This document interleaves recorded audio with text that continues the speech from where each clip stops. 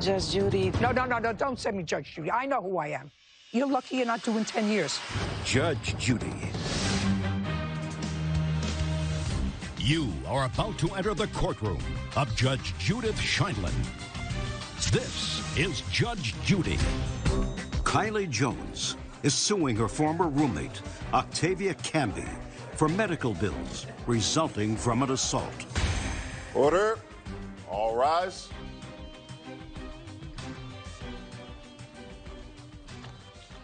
It's case number 279 on the calendar in the matter of Jones versus Camby. Thank you. You're welcome, Judge. Parties have been sworn in. You may be seated. Folks, have a seat. Miss Jones, were you and Miss Camby roommates? Yes. From when to when? From May to about July. Of this year? Of 2015. Did you live in her apartment or did she live in yours? No, I was living in actually Vanita's apartment, which is her sister. So you were living in Vanita's apartment, then you moved in with them? No, that's my sister, and I was living there. So it's her apartment, the two of you were living together, and you moved in? Yes. As a roommate? Okay. And it is your claim that she came into the bedroom while you were sleeping and poured boiling water on you? Yes, correct. Do you have a police report? Yes, I do.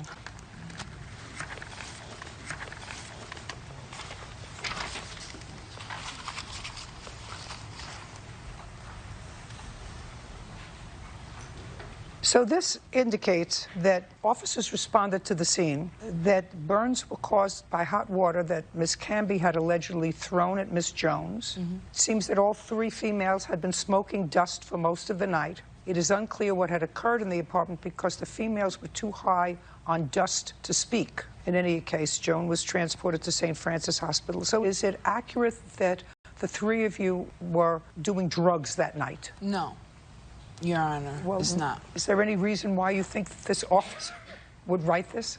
Yeah, the officer is a Fugazi officer. Is a what? Fugazi officer.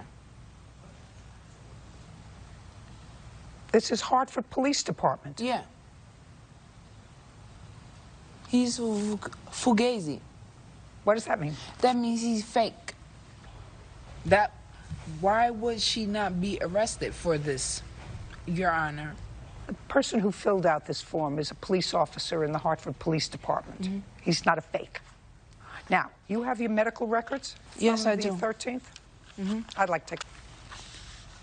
And then I'll get the story, both of the stories.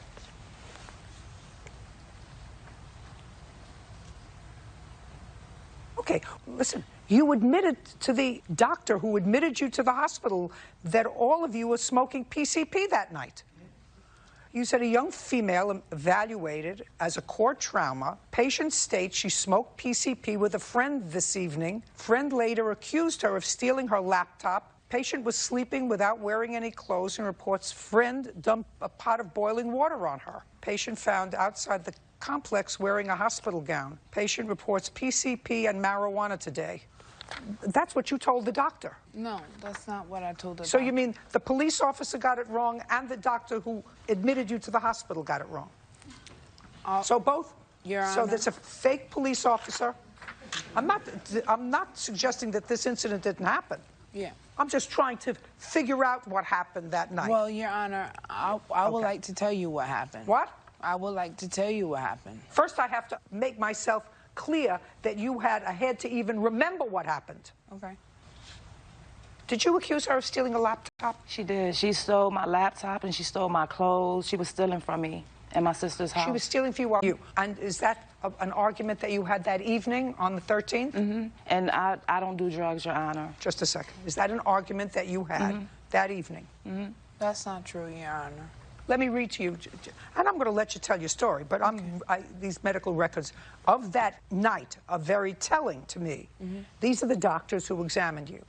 Patient presents to the emergency room tonight for a burn. Patient is on PCP and is quite altered. She is a very unreliable historian. She reports that someone dumped a pot of boiling water onto her lap. Patient reports at the times that this occurred, she was wearing no clothes. Patient presents to the emergency room wearing a hospital Johnny. She cannot tell me why she is wearing this. Patient has sustained second-degree burns covering approximately 9% of her body surface. It involves her upper thighs and inner thighs. Her groin specifically has significant edema, blistered. patient has been given IV fluids. Contacted the burn center. Okay. Let me tell you first, Miss Camby, that the only thing that she's consistent about in these reports, even in her altered state, is that you poured boiling water on her. No. So I want, before she tells me her story, before I finish the medical records and see if your story is consistent with that, I want you to tell me, listen to me carefully, your story about what happened on July the 13th. Go. Judge Judy. No, don't say me Judge Judy. I know who I am. Okay. That is totally not what happened. Just a second. I want you to tell me what happened. When I came home from school, she was in the house. She wasn't supposed to be there. She didn't pay my sister her portion of the rent. So we was in the kitchen, and I'm like, Kylie, what are you doing in the house? You're not supposed to be here. You didn't pay my sister the portion of the rent. She was boiling water for coffee that she was drinking, and the handle was out on the stove. She was not laying down or anything. No, just don't tell me what she wasn't. I'm reading the medical records. I want you to tell me what happened. So she was boiling water on the stove. We was in the kitchen, and then we got into the argument, and as she went to push me, the handle was sticking out from the pot of water, and the water came all down here on her. That's not true. Not consistent with the medical records, your story. I read what you said in the answer. But the medical records, what the inner thigh, are totally inconsistent with this story that you just told me of water being spilled. If it's spilled, it's on the outer section of your thigh. Yeah. Unless she was standing with her legs gesprayt. Yeah. Totally gesprayt boiling water. Exactly. Do you understand? So the story that you give me is a whole lot of who shot John. Yeah. Yes, it is. Yeah. It's a whole lot of who shot John. Yeah. And the reason, it wasn't a fake police officer. It was. Because what you say is you were lying in bed naked and she came in and poured scalding water on you. Yeah. Medical records. I said he was fugazi because he did not arrest her. Listen to me. I don't know what you're on now. I don't care. I don't care. The reason that they didn't arrest her, that doesn't mean he's a fake cop, is because you were so high that night that when they asked her what happened, she gave this cockamamie story. And since they couldn't get a cogent story from you because you were so high, they said, she tells me, she's looking at me like a basset hound with those eyes that say, I'm telling you the truth. That's the way she spoke to the cop. And that's why she wasn't arrested. I don't believe her because the cops certainly didn't look at the inconsistent with this baloney story you just told me. She wasn't even in the apartment when the cops showed up. She had fled the scene when the cops showed up. The reason that they didn't take you seriously is because you were so high on drugs that you were in an altered state. Do you understand? No. That doesn't mean she didn't do it. Okay. I'm telling you that the reason that the police didn't take you seriously was because you were on another planet. Do you understand? That doesn't excuse her behavior. But you asked me a question. You said he's a fake cop. He's not a fake cop. He couldn't get anything from you, neither could the doctor. Because according to the doctor who examined you, you were so high and in such an altered state, he couldn't get a history. The only thing that you were able to tell him was that somebody poured boiling water on you. And the medical records are totally consistent with that story. Do you understand? Yes. So you're partially to blame for the fact that they didn't arrest her. Do you understand? How old are you? I'm 36. Why don't you go into rehab? I did. For how long? For about 2 months. Didn't work. You know, you're lucky you're not doing 10 years. Yeah. I'm somebody put this all together. And if it wasn't for the fact that they found lots of drug people on the night of the 13th, which is what you say, we were all smoking at night. I mean, every single page says, from every different doctor who examined you, it says disoriented and high on PCP, uncooperative in substance abuse, flat affect. That's why. What she did was terrible. Yeah. What she did was terrible. Yeah. They didn't take you seriously. Yeah. And that is not an excuse for them. But part of the reason they didn't take you seriously is because You were your own worst enemy. Yeah. Well, Yeah. that's it. Judgment for the plaintiff in the amount of $5,000. We're done here. Thank you. Thank you. These are excused. You may step out. Because I'm scarred for life. She was so high out of her mind, she don't even know what happened. Well, I wasn't smoking PCP that night. I was smoking marijuana. That's why I fell asleep. She don't even remember that she bumped into the water and the water spilled on her. I did not pour any water on Kylie. And oh my God, I'm an emotional wreck. I love my sister always. Blood is thicker than water. I will always love my sister. We all used it. We all used it. So, there you go. What's going on in their lives? We're going to stop it. We're going to try to stop the PCP use and marijuana use and everything.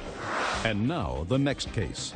All parties in the matter of Ponce versus Nunez step forward. 21-year-old Kevin Ponce is suing his ex-roommate, Ida Nunez, for the return of belongings she stole from him. Mr. Ponce, you were looking for a roommate and put an ad on Craigslist, is that right? Yes, ma'am. Miss Nunez needed a place to live. You have some children? Yes, ma'am. How many? 2. You answered the ad and you took a room in his, is it a house, a condo? It's an apartment. You and your 2 children moved in with him. What was the rent? $500 a month. When did you move in? July. When did you move out? July 15th. That's a lie. You paid him the $500? I did. You moved out July 15th. You want to tell me why? Because of marijuana and alcohol abuse in the house. That's a lie, too, Your Honor. Judge Judy continues in a moment. If they're not going to tell me that you were there in May and June, I hate when my time is wasted. Well, I would like to let you know that when I did leave Washington State, I moved in with my mother. You're a fibber! I'm a what? Fibber! Real cases, real people. Judge Judy. Kevin stole his belongings when she moved out. I'll tell you what the case is about so that we understand what the case is about. You claim that when she moved out, she took property that belonged to you. Yes, ma'am. You know that she took property that belonged to you because she saw some of the property in her house. She said she didn't take any property that belongs to you. Tell me when she moved out. She moved out without my knowledge. I need a date. Yes, ma'am. July 12th. Now, she gave you $500. That was the month's rent for July. I would like to say that she moved in May 13th, 2016. May? Yes, ma'am. Not July. Not July. Is that right? No. How many times did she pay you rent? 2 times. For May and June. Where were you living in May? I was in Seattle, Washington. With whom? Samantha Merritt and my 2 children. Where were you living in Seattle, Washington in May? I was living in downtown Seattle. Give me the address and the landlord's name and number. It's Metropolitan Park. The address is 502. Was it your apartment or hers? It was my apartment. Okay, so give me the landlord's name. Metropolitan Park Apartments. No. It must be in your phone. This is a current thing. I want the person who you paid your rent to who's going to tell me that you were living there in May. It's not a landlord. It's an actual apartment complex. Well, that's all right. You have to pay rent to somebody. Right. Metropolitan Park A number. I have to look it up. That's fine. Okay. But don't waste my time. I'm not. Miss Nunez, if they're not going to tell me that you were there in May and June, I hate when my time is wasted. Well, I would like to let you know that when I did Just move... a second. Okay. I don't like to have my time wasted. If you were there, and all they will do is verify that you were a tenant there in May and June, then we'll move on. Then I'll know that he was telling me a fib that you moved in May. If I may. When I did leave Washington State, I moved in with my mother.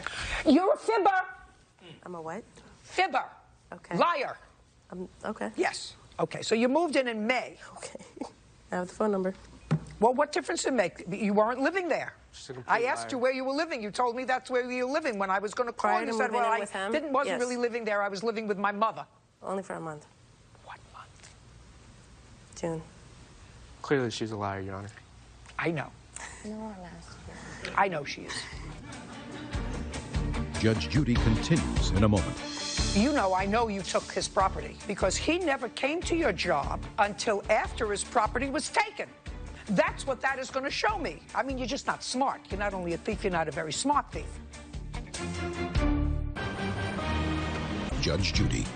Kevin Ponce says ex-roommate Ida Nunez stole his belongings when she moved out. Now, Where did you go when you moved out July 15th? Tampa, Florida. And where do you live? Right now, I live in a different... No, where was she renting a room? In what state? This is in Florida, Orlando, Florida. Why did you move to Tampa? Because that's my hometown. Your Honor, that's a lie, too. Okay. Don't speak. Who did you move in with in Tampa? Family. Who? My mother. When she moved out, you claim she took a whole bunch of your property. What did she take? She took my TVs, my Xbox console, my bag full of electronics. You have a police report? Yes, ma'am. I'd like to take a look at it. Absolutely.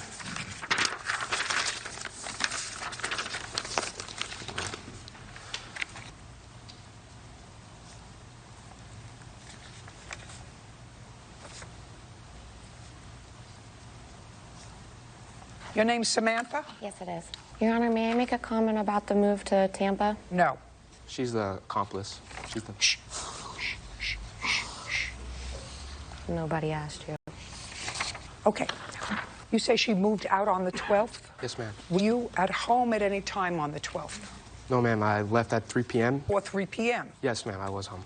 Sorry. And when you left, you had a mattress on your bed? Yes, ma'am. And all of your electronics were there? Yes. And what time did you return from work? I get out at 11. I got home at 11:30. And when you got home at 11:30, is that when you found all these items missing? Yes, ma'am. And when did you call the police? Right away. And that's when they responded with this? Yes. Now, you didn't move in with your mother right away when you left his house, right? Because it's a far distance. I am a Floridian, so I know that it's not a commute from Tampa to Orlando, where your mother lives. So your job. So if you were still at your job, where were you living when you left the plaintiff's apartment? I actually wasn't. Speak. Don't. Where were you living after you left the plaintiff's apartment? I moved to Tampa, Florida. No, you didn't. Yes, I did. And you commuted to work? No, I did not. I was actually laid off due to harassment. You say that he... I have a trespass warning. Just a second. Listen to me. I have a trespass. Listen to me carefully. Go ahead. Judge Judy continues in a moment. Closed captioning sponsored by... Want justice? Go to judgejudy.com. Like us on Facebook. I know you took his property. I know you took his property. There is no question in my mind that you and your girlfriend took his property because he never came to your job until after his property was taken. Exactly. That's what that is going to show me. I mean, you're just not smart. You're not only a thief, you're not a very smart thief. So you claim that he came to your job after you moved out and after his property was taken. And I'm asking you, if you were still at the same job, where were you living? You weren't living with your mother because your mother lives in Tampa. You lived in Orlando. You keep saying I lived in Orlando and I worked in Orlando. I'm telling you I did not. She did. She worked at Ingenuity. I called the place and talked to her. Just a second. Go ahead. You say that in your answer. Right.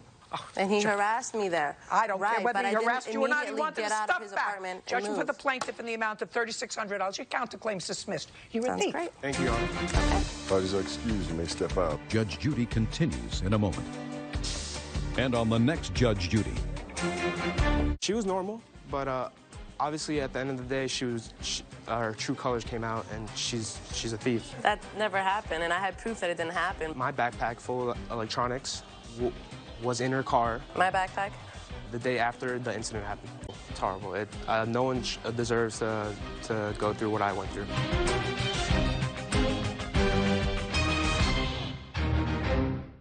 Was she able to pay her rent? No, she could not make a monthly payments. A single mom in a hot mess? This person who had no cash paid for renter's insurance. And lo and behold, there was some sort of fiery smoke that damaged a whole bunch of your property. And many burning questions remain. With no report to a fire department? Doesn't sound right to me. This is a world-class scam. Judge Judy. You are about to enter the courtroom of Judge Judith Scheindlin. This is Judge Judy. Lisa Hankins is suing her former landlords, Shannon and Laura Lastinger, for stealing insurance money. Order. All rise.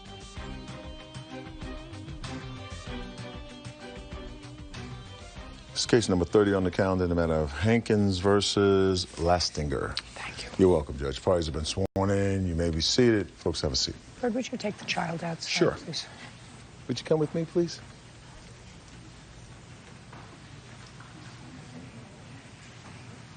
It's my witness. He is now my roommate. He's your witness to what? Well, to an entire month in the apartment. A what?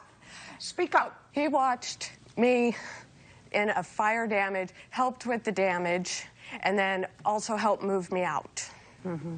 What kind of premises did you rent to the plaintiff? It's a small studio apartment that was attached to an extra building on our church property that we had remodeled just for her and her daughter. How long do you know her? At least 6+ years. And when you say you remodeled a studio on church property, what do you have to do with the church property? Our church, we have 70 acres of land, so we had an extra building that we used as a garage, also for our youth, a man cave, and so there was a section that we converted into a very nice studio apartment that I had planned to make that arrangement later when we were hoping to get a groundskeeper. It came up when Lisa was needing a place to stay. How did you know she was needing a place to stay? She was living with her parents, and she was complaining weekly to us about the conditions and the treatment that she was getting from her stepdad. Do you know what she was doing for a living? Working at Family Dollar. Do you know what she was doing there? She started out as a cashier clerk, and since the last year or so, she was promoted to assistant manager. When did she move into this studio that you renovated for her? She would have moved in February of 2015, $100 a month. Was she able to pay her rent? No, she could not make a monthly payment, so the arrangement we had came to that when she got her tax check, she had $5,000 for 2015. So she gave the entire $5,000 and prepaid her rent for the first 10 months of the year, which allowed us to do the work to make the apartment livable. And so she gave the $5,000, we fixed it up, she moved in, she had no rent for 10 months. And then at the next year, February 2016, when she got her tax, she was to catch up what she was behind and pay as much in advance as she could for the next year. So when did she give you the tax check? Month and year? February 2015, and then again February 2016. And she paid in cash, Your Honor. She paid what in cash? Her rent, when she gave the $5,000, she gave $5,000 in cash.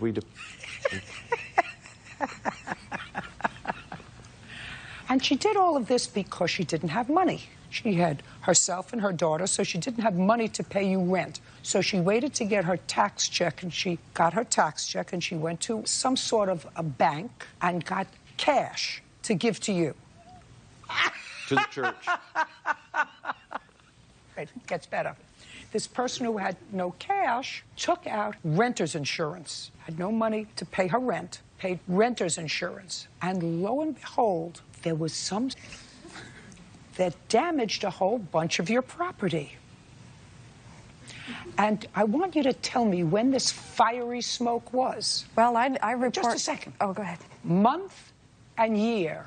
It would have been, it was reported to insurance December 15th of 2016. Is when there was a fire. That's when your $5,000 rent ran out that you had prepaid the February before. So then you were up to January, right? And then you would have to have paid another $5,000, right?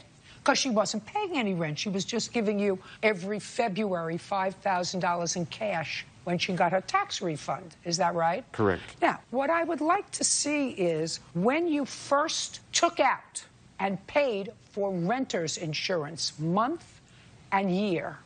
Don't look confused. It's a very simple question. I want to see when you took out the rent insurance policy, because somebody has renter's insurance and you've lived there for a couple of years, you would have taken the renter's insurance out for several years, right? So now I want to see the policy when it started. Well? Mm-hmm. Okay, now I do not have the starting date of... Oh, well, we're going to get that. Yes. We're going to get the date started, the date that you applied for renter's insurance. December. Let's start with the year. 2016. So you didn't have renter's insurance in 2015 when you lived there? No. You got renter's insurance in 2016. Correct. Right. Did you get it in the beginning of 2016 or the end of 2016? Truly, it was... It was probably in October when I changed insurance companies. In October or November, right before this smoke damaged your property. Now, do you have an arson report? Do you have a fire damage report? We brought in a restoration company which hired. That's not what I'm asking you, sir. When you have a suspicious, because you don't know where it started, right? Yes. So you would have to call in the fire department and find out where all this started. Do you have a report? My insurance company sent the fire inspector. Listen to me. This is a world-class scam. If the insurance company paid you for any damage, I mean, you really have to be stupid, because I read this thing before I even looked at you folks and asked one question. I said to myself, I betcha this lady didn't have insurance until right before there was damage. That would be you. That is correct. Right. And so what she did, according to this one, who was probably a co-conspirator in this whole thing, is she paid him in cash, allegedly, from her income tax return. So she's paid up for 2015. She's paid up for 2016. But in February of 2017, she has to give him another $5,000 or start paying rent. So you know what happened? She took out renter's insurance a month before she had thousands of dollars worth of smoke damage to her property. Does that sound right to you? No. Doesn't sound right to me. So we're going to find out exactly when you took out the renter's insurance. And I would like to see the reports that you filed with the insurance company. Okay, I have all of these. And how much money did you get? There was 2 claims. The church has a policy that covers all of our property and our buildings.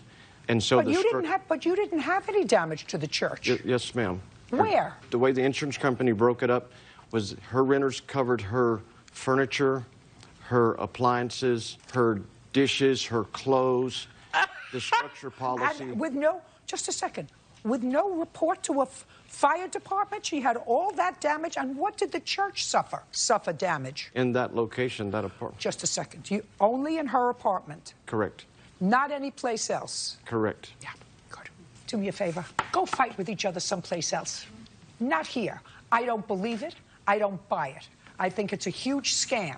Amen. I'm not sure whether you were both involved in it, but I know the insurance company got taken for a ride, because how much money did they give you? $12,000. Ah! Oh. Gone. We're done. Parties are excused. You may step out. Now I have to go and replace all my stuff, and I have nowhere to live. All the work she's claiming, the money, was for her personal items. No, I am not thankful. I am absolutely furious. We were just looking for things to be worked out, but God knows the truth, and so we're okay. We're happy. And now, the next case. All parties in the matter of McGrew, Barbaros versus Niles. Step forward. Dennis McGrew is suing Morgan Max Niles for unauthorized use of his money. Where's Nancy? Would you stand up, please? Mr. McGrew, you have a cabin. He doesn't hear well. You have a cabin. This is regarding the cabin. Are you his mate? Yes. Okay, well, then let me deal with you. Okay. Mr. McGrew has a cabin, and he wanted to remodel the cabin. The two of you decided to hire the defendant from a fix-it shop and one from a Home Depot. You also asked him to take your son with him when he went up to the cabin. Is that correct? Grandson. It's a grandson? Yes, ma'am. So he took your grandson with not only your approval, but you thought it would be a good idea, whether you asked him or not. Okay.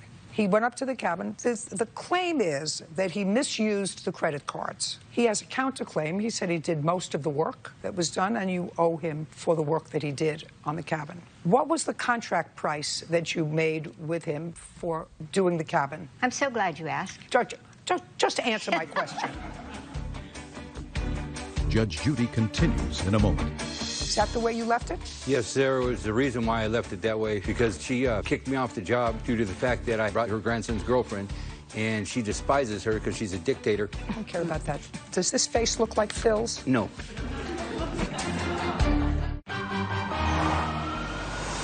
Real cases, real people. Judge Judy. Dennis McGrew claims Morgan Max Niles owes for unauthorized use of his money regarding the renovation of a cabin. Just answer. I said, what's the contract price? There was no agreement. He was to go up there and get an idea, communicate back, and give us a proposal. Yeah, that doesn't sound right to me at all. At all. At all, because he went up there You gave him the credit cards in order to do that, and according to Mr. McGrew, transferred $1,700 to vendors. Well, that wasn't done with the intention of him coming back to give you a proposal. If that's the case, then you had no contract with him. Then if you gave him the credit cards, you gave him the credit cards. Whatever he spent on the credit cards was his. So let's not play cute with each other. Do you understand? I understand, and I disagree. Well, then, if you didn't have a contract with him, he says that the work he did for you in his counterclaim was $3,500 for work completed and not paid for. And if you didn't pay him, and if you didn't have a contract, then we apply the rules of quantum merit, which means he gets what he can show me he did in the cabin. And if he was there for a week, and if he hauled loads of trash, and if he painted part of the cabin, then he's going to get paid. Do you understand? Oh, I understand. Great.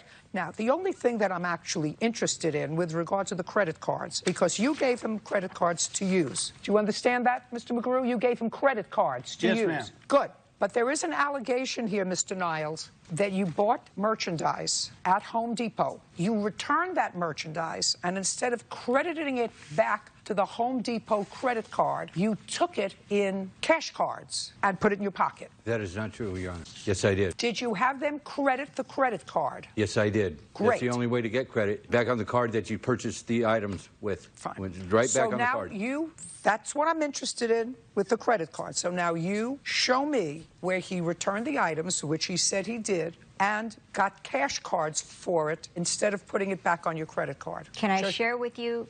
No, what you could do is show me exactly what I asked for, which is proof that he returned items to Home Depot, and instead of getting credit, he got cash cards, and if he got cash cards, I will assume that he put them in his pocket. Do you have that proof? I will have to defer to Erica. She's got all the Fine. Erica is who? I paid $6,000 worth of bills. She's got the receipts. Listen, I don't care. That's all I want. We did have a contract, Your Honor. No, we did not. There's a written contract with the Do It Center with the credit card for the use of it. Would you please just show me what I asked you for? Yes. And let's do it quickly. All I want to see is where he returned items to Home Depot and got cash cards. There is none because I didn't do that. Just a second. If she doesn't have it, she doesn't have it. Yes. Circle what she wants me to look at there. Some of the returns right there. The returns and credit card. It's got the credit. It's the credit card with the credit. With the credit. But it says, if you look at it, it says payment reversals. They gave the payment back, but it didn't go to the card. Can I see what she's talking about?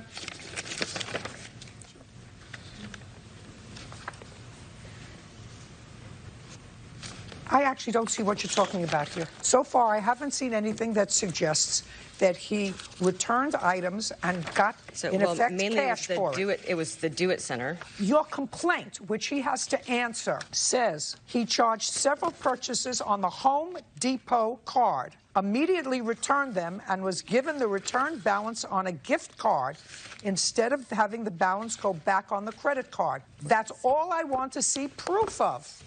I don't have that. Fine. No, what you're saying is that's not what we submitted. It was the Do It Center we had a contract with. It's not happening for you. Judge Judy continues in a moment.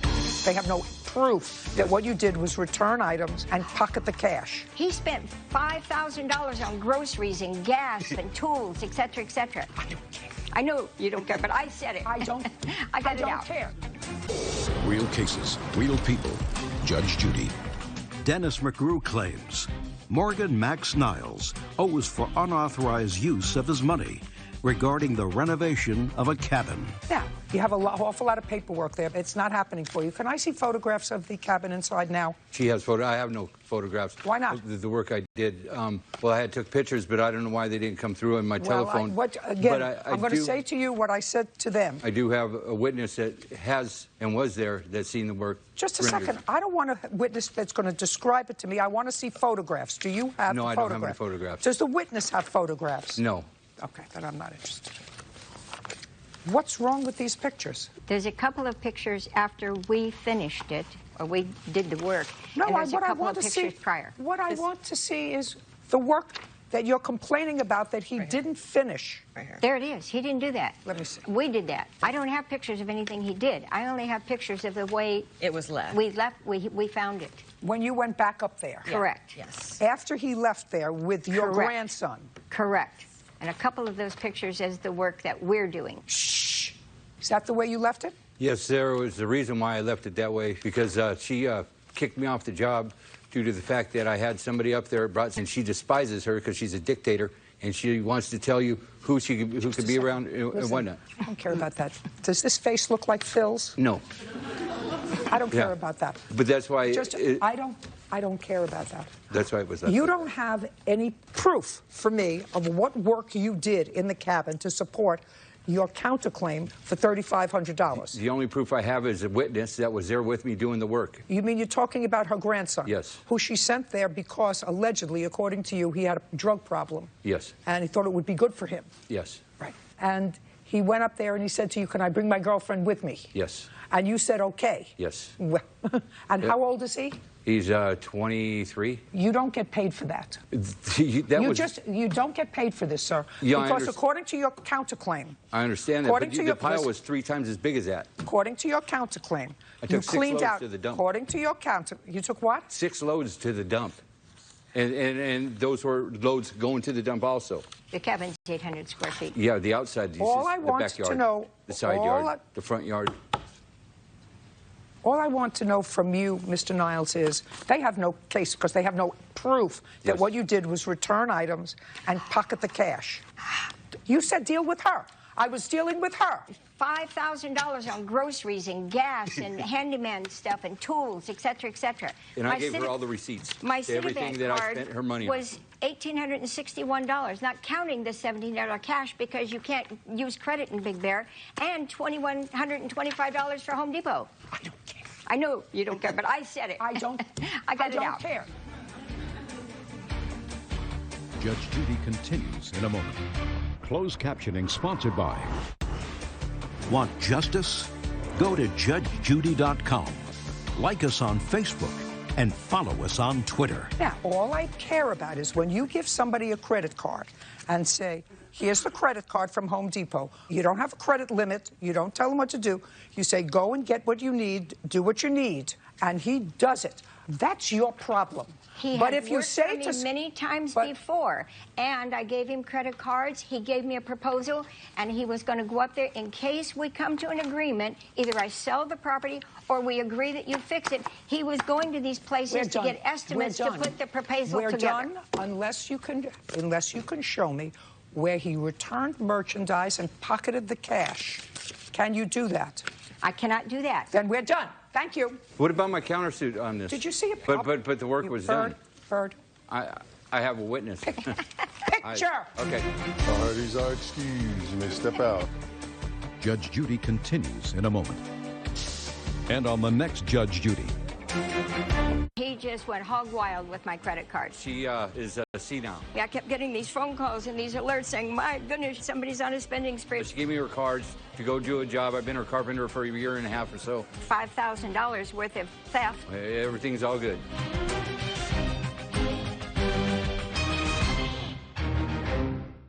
You knew that you were behind in payments on the car. I knew I owed to the son. Right. This repo man was just doing his job. He had authorization to take your car. He never identified who he was.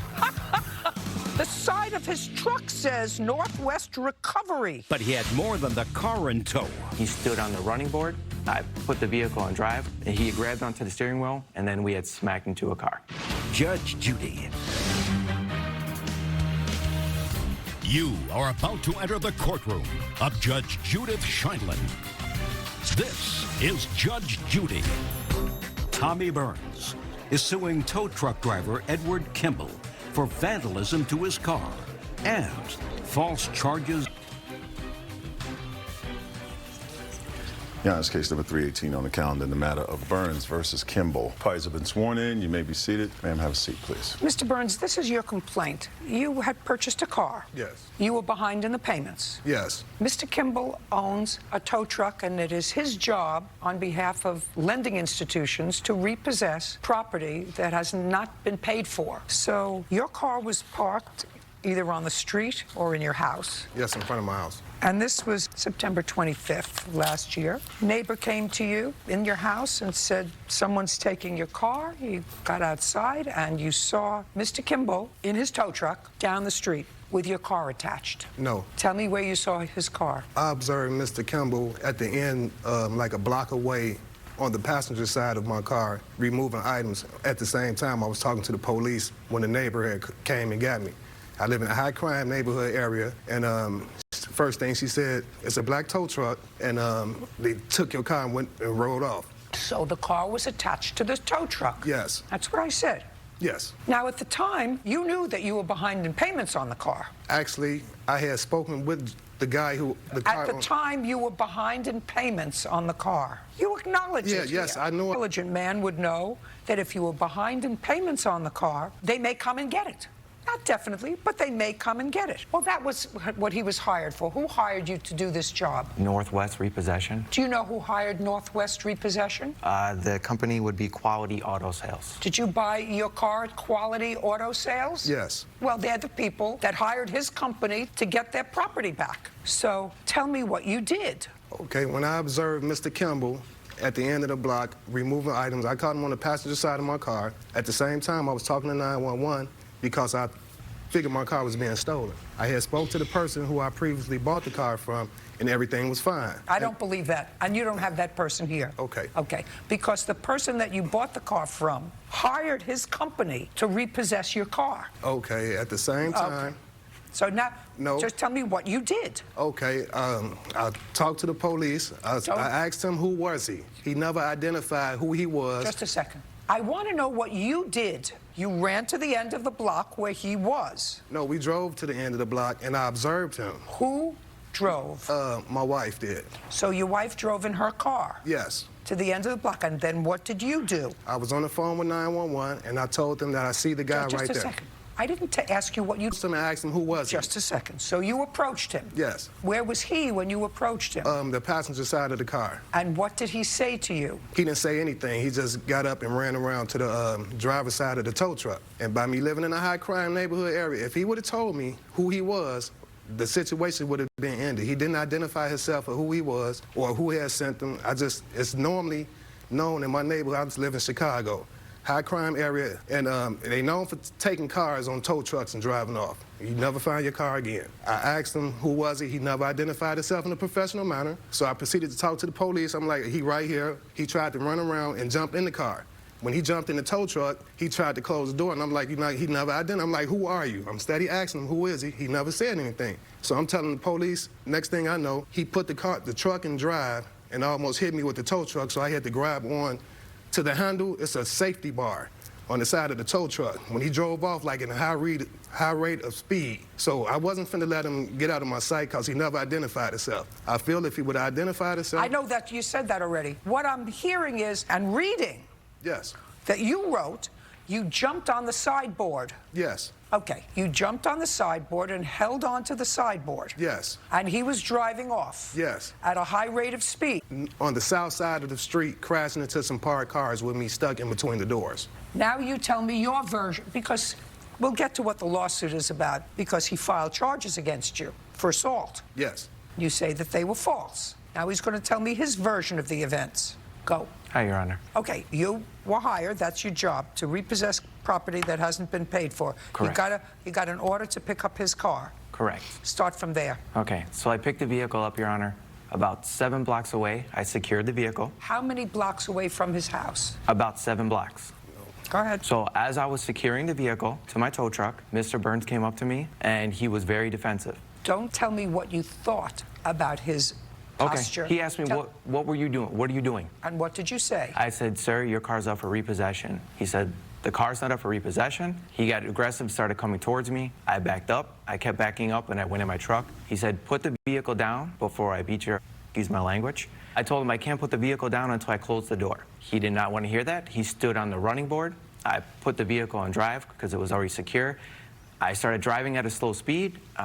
He had grabbed onto the steering wheel, and then we had smacked into a car. Prior to this, before he had jumped on a running board, he hit me in my side about 2 or 3 times. Where was he when he hit you in your side? He's standing on the running board of the truck, and you're inside the truck. Correct, I'm sitting. And he's standing on the running board. Correct. And how did he hit you? He punched me to the side, so like in my ribs. So if I'm sitting here right now, and he's standing right here, he would hit me in my side. Where was the car that he drove up in? I have no idea, Your Honor. You didn't see a car? Well, he was parked in the street in the city streets, so every car is parallel parking. There's tons of... From his house, he said his wife drove him to where you were. Okay. Did you see her? When he approached, there was a female in the car, yes. Did you see what she was doing as this was going on? She was just sitting in the vehicle. Now, when you say you secured the vehicle, what do you have to do to secure the vehicle? You have to put a safety chain on the vehicle, so the vehicle, when you drive away, it doesn't fall off. Okay. So for safety But you features, did, in fact, drive it away a certain, yes. You said a few blocks. Correct. How was it attached to the tow truck then? Well, because when you pick the vehicle up, it has claws, a mechanism that sits where the tires are. So it sits on the tow truck. You can continue to drive away, but you go to a certain distance to secure it. This way, when you're on the highway or something, you know, if the car, if it was to fall off, it's not going to hit somebody or et cetera. Okay. So then you stopped, when you felt it was safe, you stopped to secure it. Correct. Do you have a police report? Yes, I do. I'd like to take a look at it. To pick up the yes, car. I do. I'd also like to take a look at that.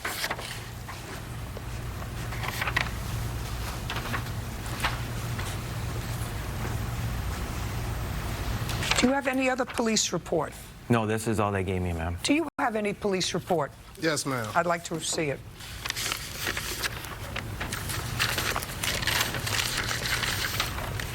Your Honor, may I say something? Yes.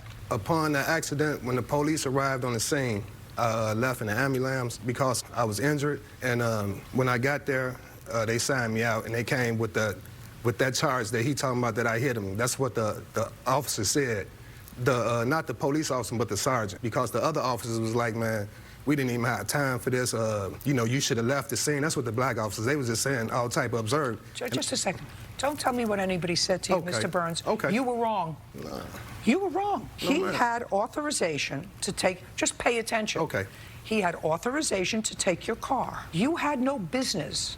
You had no business to get on the running board of his truck to endanger him, other people that may be out there. I know you're shaking your head no. I know you're shaking your head no. Bottom line is, he had the right to have possession of your car. That's what this order says. You had no right to take control of his car by getting on the running board. And because you did that, you caused an accident. Judge Judy continues in a moment. If someone took your car... Are you asking me what I would do? Would I say to my husband, jump in the car, we're going to go confront this thief? Would I say that? Not on a good day, not if I took my meds. And later today... How much of a deposit did she give to you? She initially sent $200, and our deposits are $400. Instead of sending another $200, she sent $300. So we received a deposit But you just tell me. of $500 in 2 separate checks. I don't care whether it was, she sent it to you in wampum. Real cases, real people. Judge Judy.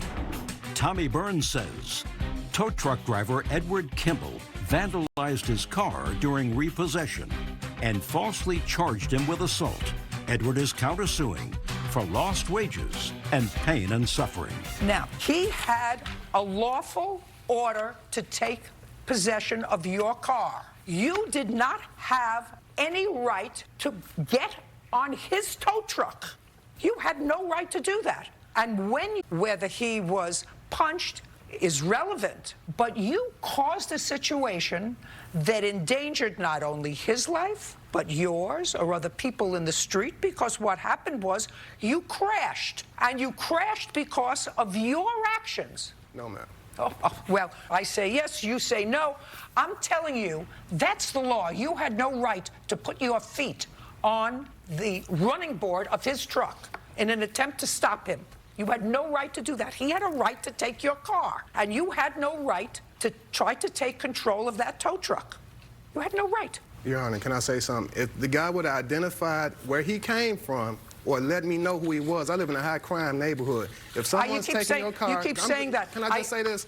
If someone took your car and then you see them a block away from your home and you saying, what are you asking me? Are you asking me what I would do? Would I say to my husband, the police. Jump in the car, we're going to go confront this thief? Yeah. Would I say that? Oh, no. Not on a good day, not if I took my meds. No, you're on the phone with the police. You say, there's a black tow truck that just took my car. Here's my car's license plate. Here's the license plate number of the truck that just took my car. And you let the police do their right to take your car, and you had no right to get on his. And you caused an accident, and you don't get rewarded for that. Were you treated for any injuries? No, Your Honor. Do you have pictures of the accident? Yes, I do. I'd like to take a look at them. Also, may I just add one more thing? I was never given an accident report or put in the accident. They never said I caused the accident or anything. I just told you you caused an accident. You got the ultimate person to tell you that you caused the accident.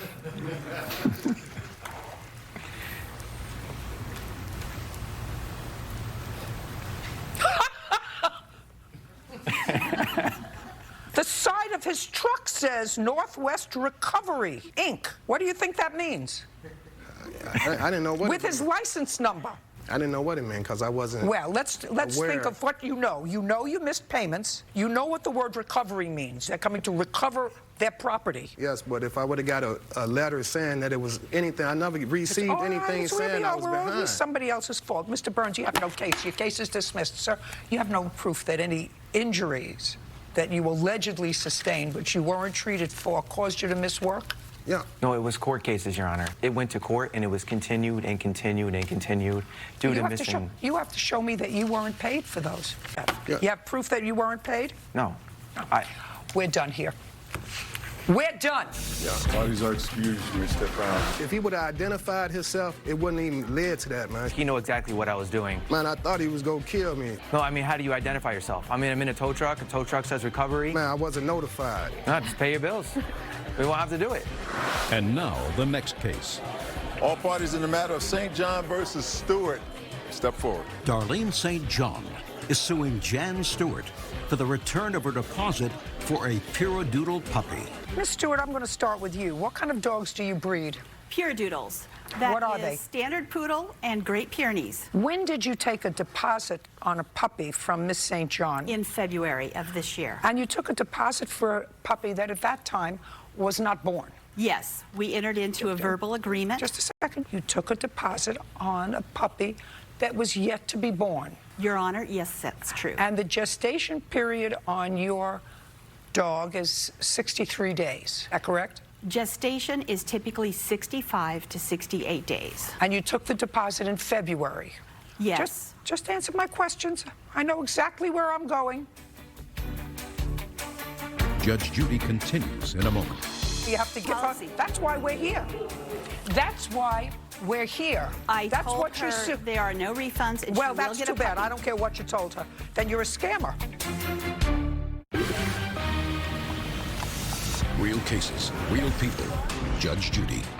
Darlene St. John is suing Jan Stewart for the return of her deposit for a Puradoodle puppy. Now, you took a deposit to hold a puppy. Yes. So let's say you tried to breed your dog in February. February, March, that means sometime around the beginning of April, you would have had a litter. That's true. You didn't. We did not. Then if you tried to breed her again sometime. I would like to clarify that we have two moms.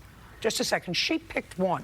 You discussed with her, and she discussed with you, having a puppy from a particular dog, whose name is? Song. Song. No, I guarantee a puppy. I never guarantee. Oh, then Miss. Listen, I bought puppies from breeders. I select the mother. I select the stud. I give a deposit. That usually, it sometimes takes up to 3 months. But no breeder says, I have many dogs, so you want to be on a wait list, you have to give me a deposit. And sometimes it can take 365 days.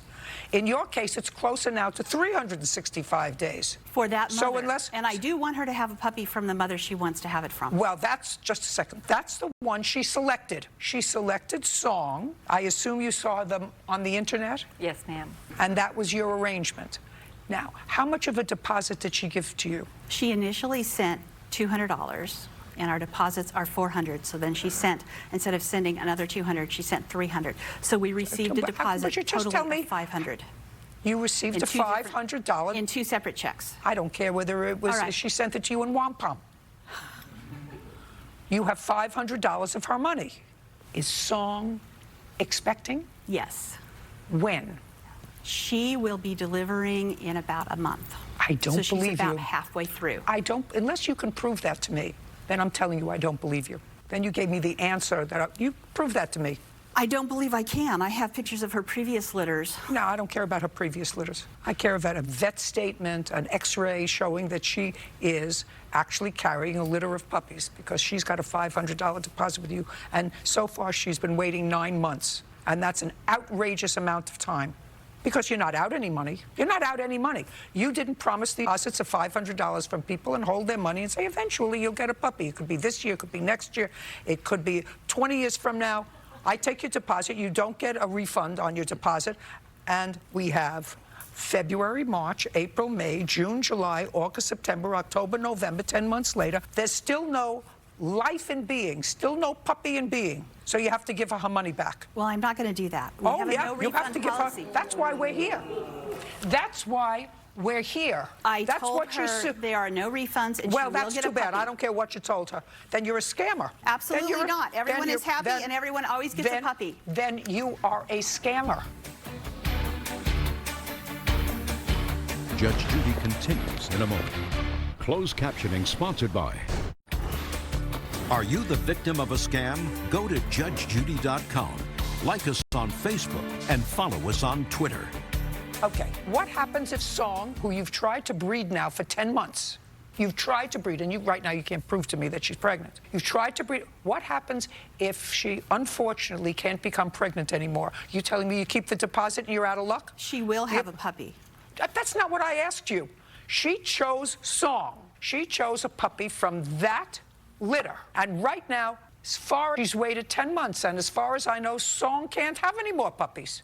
Maybe she developed a blocked something that she can't have any more puppies, which suggests to me that if we follow your way of thinking, she gave me a deposit, it's non-refundable. I was hoping to give her a puppy. Unfortunately, Song couldn't have any puppies. So I have her money and she gets nothing. Well, that's ridiculous. There was no not good guaranteed business. time frame. It's not good business. Judgment for the plaintiff in the amount of $500. We're done. Excuse, you may step out. Judge Judy continues in a moment. And on the next Judge Judy. Some get clever. It's the story. I'm sticking to it. Liar, liar, pants on fire. Others get hostile. I'm going to tell you what happened. Judge Judy gets the last word. They don't keep me here because I'm gorgeous. They keep me here because I'm smart. There was no time frame discussed. I kind of knew in May I was getting scammed. Everyone's very happy, and some people have waited some time for the right puppy. I have MS, and I needed a service dog. She never mentioned anything about a service dog, and then she brought that in. If you're going to get a dog and you need a dog, especially service dogs, do your homework. You may love them, she doesn't. 4 little pigs create one big mess. Her pigs come in and destroy your garden, your property. The sense is that somebody else's pigs did it. Yeah, they were not mine. Mine are panned. I have police reports also where she admits they're hers. She says that they bite, they're annoying. Don't smile. Smiling is stupid and irresponsible. Judge Judy. You are about to enter the courtroom of Judge Judith Scheindlin. This is Judge Judy. Laura Taylor is suing her neighbor, Kelly Broniker, for destruction of her property caused by Kelly's pigs. Order. All rise. Yeah, it's case number 331 on the calendar in the matter of Taylor versus Broniker. Thank you. You're welcome, Judge. Parties have been sworn in. You may be seated. Have a seat. Ms. Taylor, you and the defendant are neighbors. Yes, ma'am. And you live in a rural kind of community. Yes, ma'am. And it is your claim that the defendant has pigs. Yes. Big pigs or little pigs? I think they were supposed to be small pigs, but they ended up big. They weigh at least 100 pounds, if not more, each. You have pigs? Yes, I do. How many? 4. And did you buy them as small as? 2 of them, yes. 2 others we have rescued from other people that no longer wanted them, and we took them in. And they weigh about 100 pounds? Absolutely not. How much they weigh? Larger one, 50. Your Honor, I have pictures if you'd like to see. I would. So you have 4. You said the smaller one is 30 and one is 50. Well, that's 2 pigs. And the others? I said the larger one's around 50. Two larger ones are 50, and the smaller ones? Around 30. So somebody bought them as little tiny pot-bellied pigs, little tiny things, and they grew to be 50 pounds. They said, we didn't bargain for this. Absolutely, that happens a lot. Yeah, so you have 4, and it is your claim that her pigs come in and destroyed your garden, your property, and whatever. Yes, ma'am. And she says it was somebody else's pigs. That's your response? Absolutely. It was somebody They were else's not pigs. mine. Okay. Now, pigs usually grow up to be 300 pounds. So even a 30-pound pig or a 50-pound pig is a relatively small pig. Yes. Now, you live in a rural community. How long have you lived there? 16 years. Give me the names of anybody within a 3-mile radius to where you live that keeps small pigs, 30 pounds. Give me a name. I don't know any other people who by keep name. Small. Well, that would be unfortunate. If you've lived there for 16 years and you're in the business of rescuing pigs and keeping these small pigs, you would know other people who had small pigs. Now, there may be people who had big pigs, you know, who cute. But you would know anybody else who had small pigs, because I see video that I'm going to be shown, and I would assume it's not your video. No, it's not. So I would assume a video of relatively small pigs, not big pigs, but relatively small pigs on her property. Okay. Your defense is that somebody else's pigs did it. Yeah, they were not mine. Mine are pinned. Okay, very good. I'm ready to see the video. Wonderful. When was this video taken, Miss Taylor? It was actually taken on several dates. Her pigs were on my property. This has been an ongoing issue since July. This was taken in October, a couple of dates, incidences where the pigs were in my yard and playground area. These are the pigs in my playground area. They're now destroying my playground. Oh, look, that one's getting up the liner and eating my mulch. That one's rooting over here, destroying my playground. Well, I see them in relation to the chair, so they're small pigs. October 21st, here are 4 of Kelly Broniker's pigs in my yard yet again. Well, they're the same pigs. Yes, ma'am. Eating my grass, and they bite. If you can't see where they've dug up see all that? That's where these big pigs are destroying my property. This is the 4th time I've had to call the police, and the 7th time I've asked Kelly Broniker to please take care of her animals that bite. Tonight's our Halloween party. Do you see any kids outside playing? No, because I have pigs in my yard that bite. I was a bit upset. I got it. Okay. What do you want? I have pictures of my pigs that I own, and she has not contacted me 7 times. Just a second. Okay. I'd like to see a picture of the pigs that you own. I can actually show you. Just a second. I would like to see a picture of the pigs that she owns. No. This is when you got the pig. No. I want to see them now. That's not what they are. I just wanted to show you. No. You want to show me. You want to show me what they look like now. Don't show me when they look like when you bought them. There is another. There's pictures of large pigs in there as an adult. I don't want to see large pigs. I want to see the picture of your pigs now. Excuse me. There is one in there. Oh, well, that's absolutely one of the pigs that was on her property. I don't think so. Oh, I think so. I think so. Oh, I think so. I think so. Okay. Now, may I see any bills that you have by her pigs? I have 2 estimates, actually. One for the price of sodding my yard, which is more expensive, and then one just for seeding. I'm going to suggest, Ms. Broniker, I'm going to suggest that if you want to keep these animals, that you put a very safe pen from which they cannot escape, because they're annoying. You may love them. She doesn't. She says that they bite. They're annoying. They've ripped up her property. Don't smile. I mean, smiling is stupid and irresponsible. Ma'am, I have police reports also where she admits they're hers. When the police come out, what do they tell you? Basically, we don't have animal control. I got it. So I got it. You don't have animal control. They have gotten, I think, 24 citations, and then they also have health department citations. It's in the police report. May I see it, please? Yes, ma'am. For the pigs biting my neighbor, which is why my kids can't play. May I see it, please? Sure. I would mean, like to respond to. If you're smiling. No, I would like to respond. Go ahead. One, our pigs are penned. They do not bite, and I did show a picture of the pigs with children so that you can see that they are safe around children. They do not bite, and they are penned. She did call the police. She never contacted me. Listen to me carefully. Those were your little pigs in her backyard. I respectfully disagree with that. Well, that's why we're here. Speak now, and now I'm reading. Who's Kathy? She's my neighbor also. So she also complained? Yes, ma'am. She also had damage? Yes, ma'am. The neighbor across the street as well, which Ms. Broniker and her husband are repairing themselves. I don't really want them on my property, so I refuse to do that. In what state do you reside? Indiana.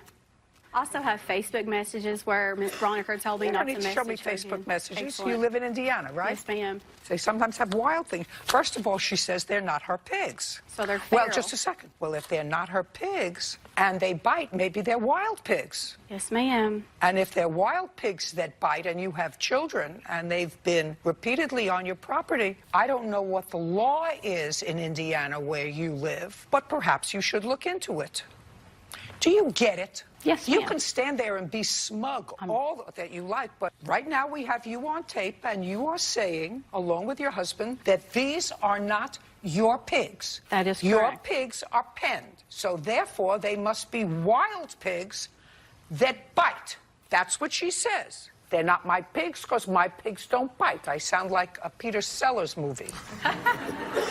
But do you know what people do rurally? They keep them in pens. No, they comes on your property that doesn't belong to anybody. As you say, these don't belong to you. They don't. And they have been known to bite and to injure, aside from creating havoc on the property. The owner of that property, who has gone to the authorities and says they bite, kids can't play outside, and they're wild and not yours, may take to doing something drastic. So if you like these pigs, I would suggest that you do something to ensure that the stray pigs that are on her property aren't your pigs, because they'll end up on somebody's Thanksgiving dinner plate. I understand. Do you that. understand that? I do understand. Good. Judgment for the plaintiff in the amount of $5,000. We're done here. Thank you, Your Honor. Parties are excused. You may step out. I don't feel like there was proof provided that those were my pigs. I am so excited. I am so glad that Judge Judy saw through her nonsense. Actually, all of this could have been avoided had These neighbors have been so ridiculous, so I'm glad someone else sees that. plaintiff contacted me personally instead of calling the police. I did. She told me not to contact her anymore, and she told me that we live in the country, and so there are no laws to govern keeping her animals penned up. I know my pigs are penned. I wish they were. If they were, we wouldn't be here. They're in pens, I promise. Thank you so much, Judge Judy. I knew you would see through her. And now, the next case. Please, step forward. Larry Crowley is suing Linda Smithies for the return of a boat trailer. Mr. Crowley, a friend of yours had a boat, and he gave you permission to sell the boat. The boat was stored where? At your yard? The boat was stored at a storage facility in Clackamas, Oregon on Highway 212. And on what date did you make an agreement to sell Miss Smithies the boat? That would have been on 7/23/16. How did you find this boat for sale? Mr. Crowley had a boat top for sale on Craigslist. Okay, so you advertised it? Yes, ma'am. Oh, great. Okay. And you went, you saw it, and you negotiated a price, and you bought it. What was the purchase price? Ma'am, the boat was not advertised for sale, just a boat top she came to buy from me. But ultimately she bought the boat? Yes. How much was the purchase price? The purchase price was $2,800 for the boat. And you went, you looked at the boat? No. You didn't see the boat before you paid him $2,800? I did see the boat when I bought it. That's all I'm talking about. You went, you saw the boat when you bought it, and you asked to borrow his trailer to get the boat back to either your house or wherever you were going to take it. And you were supposed to return the trailer. That's what this case is about. That's what your complaint is. She has your trailer, the boat trailer. Miss Smithy says you can't have the... So I'm not giving you the trailer back.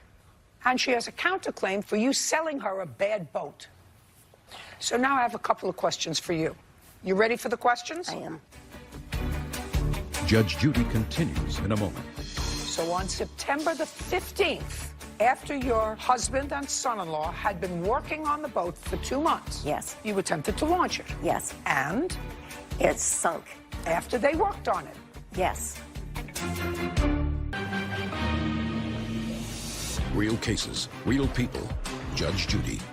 Larry Crowley says Linda Smithies owes for the return of a boat trailer. Linda is countersuing for the fraudulent sale of a boat. Now, you saw the boat when you bought it, and you Yes. asked to borrow his trailer, and you were supposed to return the trailer. And Miss Smithy says you can't have the trailer back because you sold me a bad boat. So I'm not giving you the trailer back. So now I have a couple of questions for you. You ready for the questions? I am. You bought the boat on July 23rd. On or about, yes. I read your answer. At some point, you brought it to somebody who was going to work on the boat. What is the name of that person? Pacific Power Boats. I'd like to see that. Pacific Power Boats. 1117.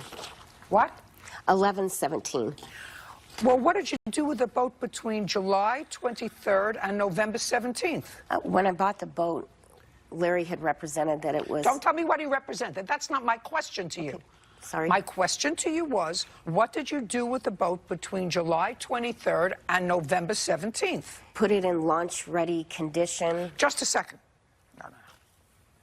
You buy the boat on 7/23. Yes. You borrow his trailer. Where did you take the boat to? Home. And did the boat remain in your home? Yes. Until when? Until it was launchable, or we thought it was launchable. Who worked on the boat? My husband and my son-in-law. So between July 23rd and November 17th, July to August, August to September, September to October, so for 4 months, you had people, your husband, your son-in-law, I don't know who else, work on the boat at your house. Until 9/17. I At thought which you point said we November. launched the boat. Listen to me. I thought you said November 17th. That's when I got that estimate. But that was I don't care about that the was the second set of work. Second set of work by whom? The first set of work was done by my husband and my son-in-law. Fine. From when to when? Let's try to keep it together. September 15th. And where did the boat go on September 15th? We attempted to launch it. So on September the 15th, after your husband and son-in-law had been working on the boat for 2 months, yes, you attempted to launch it. Yes. And? It sunk. After they worked on it? Yes. And then what? We pulled it out of the water. And then what? And Larry had been No. What did you do with the boat? Don't tell me Larry. Sorry. Tell me, what did you do with the boat? Now you bought a boat that your husband and I brought the son-in-law... boat into storage. What storage? Woodland mini storage. Until when? It's still there. Well, what happened on November 17th? I got an estimate on fixing the boat. By a professional. We didn't have any idea when we launched the boat that the outdrive was destroyed, that was hidden by the trailer. We had no idea that that happened. We were fixing lights and windows and things like that. So, listen, yes. Listen, Miss Smithies, that would not be his problem. That would be your problem. Judge Judy continues in a moment. Launching a boat is a big deal, and if somebody who knows about a boat wants to make a written representation to you that they have checked it out thoroughly, I have no reason not to believe them, and I think I should be able to believe them. You can't. You want to believe them, that's your business. Then you... Real cases, real people. Judge Judy. Larry Crowley says Linda Smithies owes for the return of a boat trailer. Linda is countersuing for the fraudulent sale of a boat. Well, what happened on November 17th? I got an estimate on fixing the boat. By a professional. We didn't have any idea when we launched the boat that the outdrive was destroyed, that was hidden by the trailer. We were fixing lights and windows and things like that. Miss Smithies, that would not be his problem. That would be your problem. This wasn't a boat that you had manufactured for you. How old was the boat that you purchased? 30 years. It's a 30-year-old boat. If I were buying a 30-year-old boat, I would have somebody come out there and look at it before I bought it from a stranger and say, take a look at this boat and tell me whether it's worth $2,800. It's a 30-year-old boat, just like a 30-year-old car. wouldn't spend $2,800 on a 30-year-old car unless I said, you know what, I want to take the car to my mechanic or have my mechanic come here, give him $200 and let him look at it. That's your problem. You bought a 30-year-old boat and you didn't exercise due diligence. Yes, I did. I exercised due diligence because Larry represented to me that he is a boat guy. He is standing in a boat yard selling me a boat top. He knows I'm putting my own project boat together. Don't tell me what he knows. And he's not a salesman. He has a friend. Listen to me carefully. That's called puffing.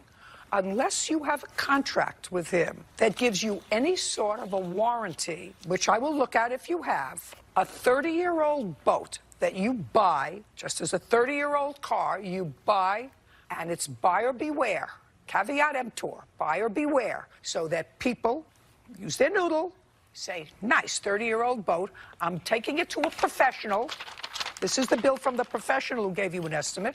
Or can I borrow your trailer to take it to the professional, let them look it over because it's not my business? Launching a boat is a big deal. And if somebody who knows about a boat wants to make a written representation to you that they have checked it out thoroughly and it's in good running condition, I have no reason not to believe them, and I think I should be able to believe them. You can't. Well, but telling you what the law is. You want to believe them, that's your business. Then you end up with a boat that sinks. After your husband and your son-in-law, and I don't know what they do for a living, worked on this boat for 2 months. Who knows what they did to it? Maybe your son-in-law had a bad day. He didn't like his father-in-law, took something and did something to the bottom. Who knows? It's not relevant. You have his property. It's his trailer is his property. I have no way to return it. What do you mean you have no way to return it? If I put the boat back in the water to try to put it on another trailer, it will sink. I don't care. That's your problem.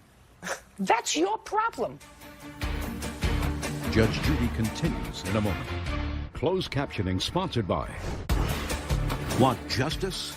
Go to judgejudy.com. Like us on Facebook and follow us on Twitter. Now, you have his property that you refuse to return. That is not true. It's his trailer is his property. I have no way to return it. What do you mean you have no way to return it? If I put the boat back in the water to try to put it on another trailer, it will sink. I don't care. That's your problem. You borrowed his trailer to take your boat to your house. I could have the trailer until the boat was moored. You have to return the trailer. I'm going to give you an order that she's going to return the trailer. You take it to a marshal and have it executed. Do you understand? Yes, ma'am. Goodbye. Thank you. Your counterclaim's dismissed, by the way. You have no counterclaim. Parties are excused. You may step out. Judge Judy continues in a moment. And on the next Judge Judy. I loaned it to her with the understanding that she would return the boat trailer to me. All she was going to do was go put it in the water, and she didn't do that. I'm trying to do that, and I will also help her try to get my trailer and get her boat so I can get my trailer. I'm not going to be hard to her.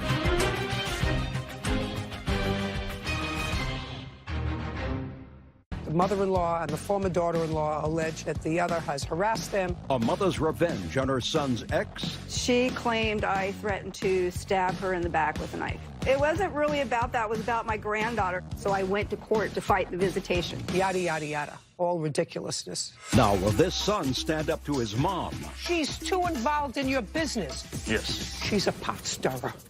Judge Judy. You are about to enter the courtroom of Judge Judith Scheindlin. This is Judge Judy.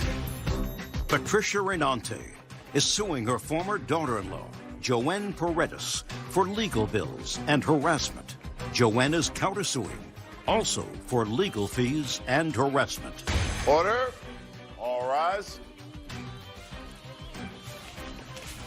This is case number 388 on the calendar in the matter of Renante versus Paredes. Thank you. You're welcome, Judge. Parties have been sworn in. You may be seated. Sir, have a seat. Miss Paredes, how long were you married to the plaintiffs? A year. When were you married? Oh my gosh. Honestly, I don't remember. I want to say 2011. I don't remember. Sorry. You have a child together? Yes. How old is the child? She's 8. So it would be fair to say that you lived together prior to you getting married? Yes, we did. Okay, so how long were you together as a couple? Before we got married, I believe 2 years. And when were you divorced? Well, we finalized everything in 2015. Is this your former husband? Yes. With regard to, and then I'll get to both of your cases because I have complaints and a countersuit for exactly the same thing. That each of you allege, the mother-in-law and the former daughter-in-law allege that the other has harassed them, caused them to spend money for legal fees, yada, yada, yada. All ridiculousness. So, but I want to get some of the backgrounds. So you live together for a long time. You have an 8-year-old child. How many grandchildren does Miss Renante have? Grandchildren, I believe 2. You have this granddaughter. Correct. This is a granddaughter. And where is your other grandchild? She lives in Georgia. And you live? Here in Southern California. And Miss Paredes lives in Southern California? Correct. Right. So this is the only grandchild that's near you? Correct. Did you have a settlement agreement in your divorce decree or was Haitian and support? Well, we went to court a few times, but in the end, we agreed. Okay, what did you agree to with regard to custody? We finally agreed to 50-50 on legal and physical custody. And how does that work with an 8-year-old in school? Do you live close by to each other? Kind of, maybe like 12 miles apart. As far as school, from my understanding, they're late a lot. No, not. So that's not what I asked you. Oh, okay. How is the week divided?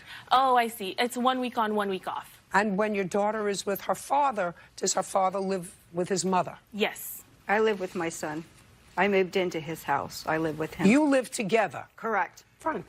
So you have 3 minutes to tell me what the problem is and why you think you have a lawsuit. 2015, she brought me to court, filed the TRO, was granted the restraining order for both sides to stay away from each other. Okay, so just a second. So she brought you to court on a restraining order. Yes. She made an application for a temporary restraining order. Yes. Is that correct? And you were served with a temporary restraining order? Not served necessarily. I was told through my son's lawyer that I was being served. What were the allegations in that application for an order of protection? She claimed I threatened to stab her in the back with a knife. And was that case tried, or was a final protective order granted? Yes, for 3 years. And were they mutual protective orders? Yes. So after she filed an application for a protective order, did you file an application for a protective order? No, because the order was a joint order. No. Wasn't a joint order. She went first. Correct. She filed an application alleging that you threatened her. Alleging. Then either one of two things happened. Either you filed for a protective order, and both those cases are joined together, or when you go to court because the judge is maybe a little bit lazy, maybe one person has a lawyer and says, listen, we don't have to try this. Why don't you both just agree not to annoy or harass each other for 3 years, and then we can save ourselves a lot of time and a lot of expense. So either one of two things happened. Either you filed for a protective order after she served you in 2015. Did you do that? I did not know. Well, then if you did not, then what happened is the second thing happened on my menu, which was maybe judge is a little bit lazy. Did you have a lawyer? Yes. And did her lawyer speak to you? No, he spoke to my lawyer. So you both had lawyers? I had a family lawyer because it was her son's with our custody case. So that's how they spoke to each other. So my lawyer, my family lawyer, had to get involved in this case because of that. Well, didn't have to because of that, because you weren't a defendant or a respondent in that case. Mm-hmm. Only she was. Mm-hmm. But you brought your lawyer with you, and the two lawyers talked to each other. Mm-hmm. Did the two lawyers also talk to the judge? Yes, I believe so. Yeah. Right. So mutual protective orders were granted? Yes. Great. Even though no case had been filed against you? No. So I still don't hear a lawsuit. I have not talked to this woman since 2009. So the allegation that she put that I stabbed her in the back was something that I said... Renate, let me explain something to you. You had a lawyer.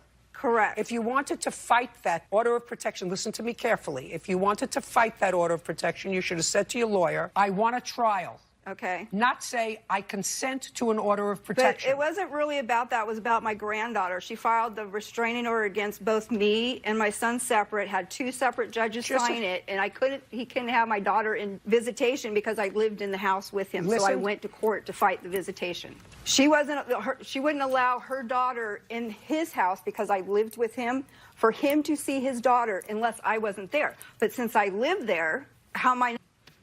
What's your last name? Renounce, ma'am. Stand up next to your mother. Yes, ma'am. She's too involved in your business. No, I'm not. She drags me listen into to the me. business. Listen to me.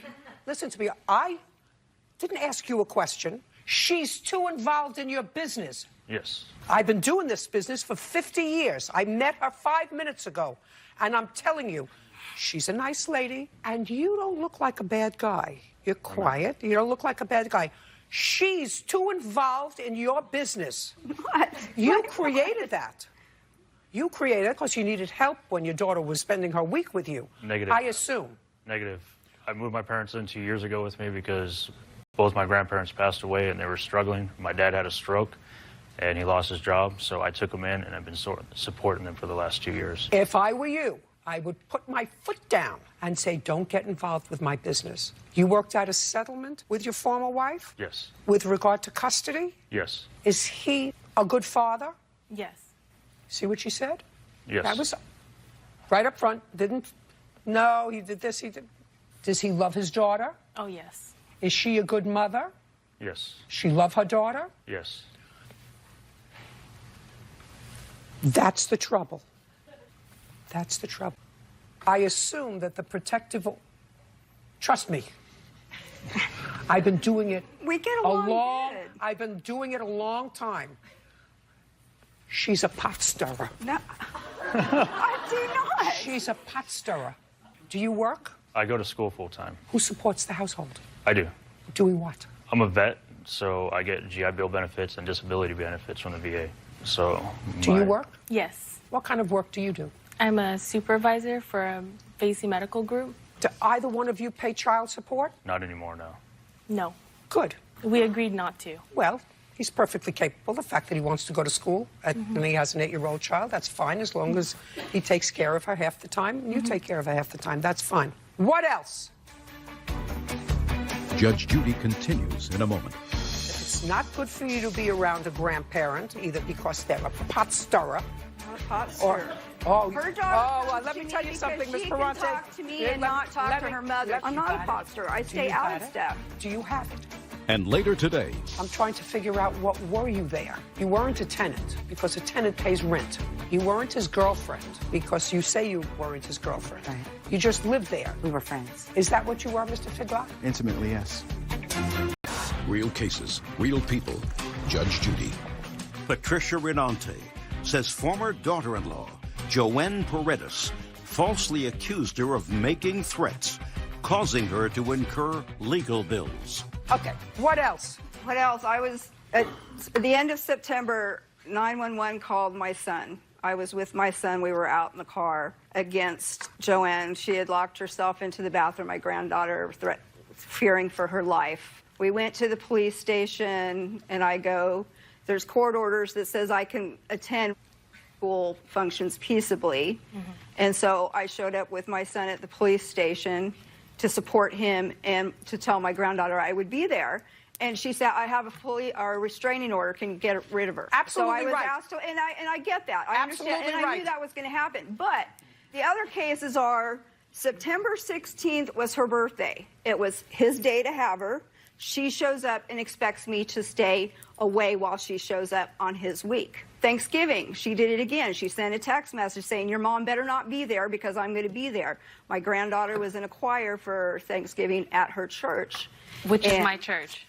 Yeah, I just said your church. Right. Mr. And Renante, so we showed up. You got the drill? I want to be there for my daughter, my granddaughter. I want to tell you something. Grandparents in this country do not have rights to see their grandchildren. Now, I used to think that that was an absolutely ridiculous law, unless either parent was considered unfit to take care of them.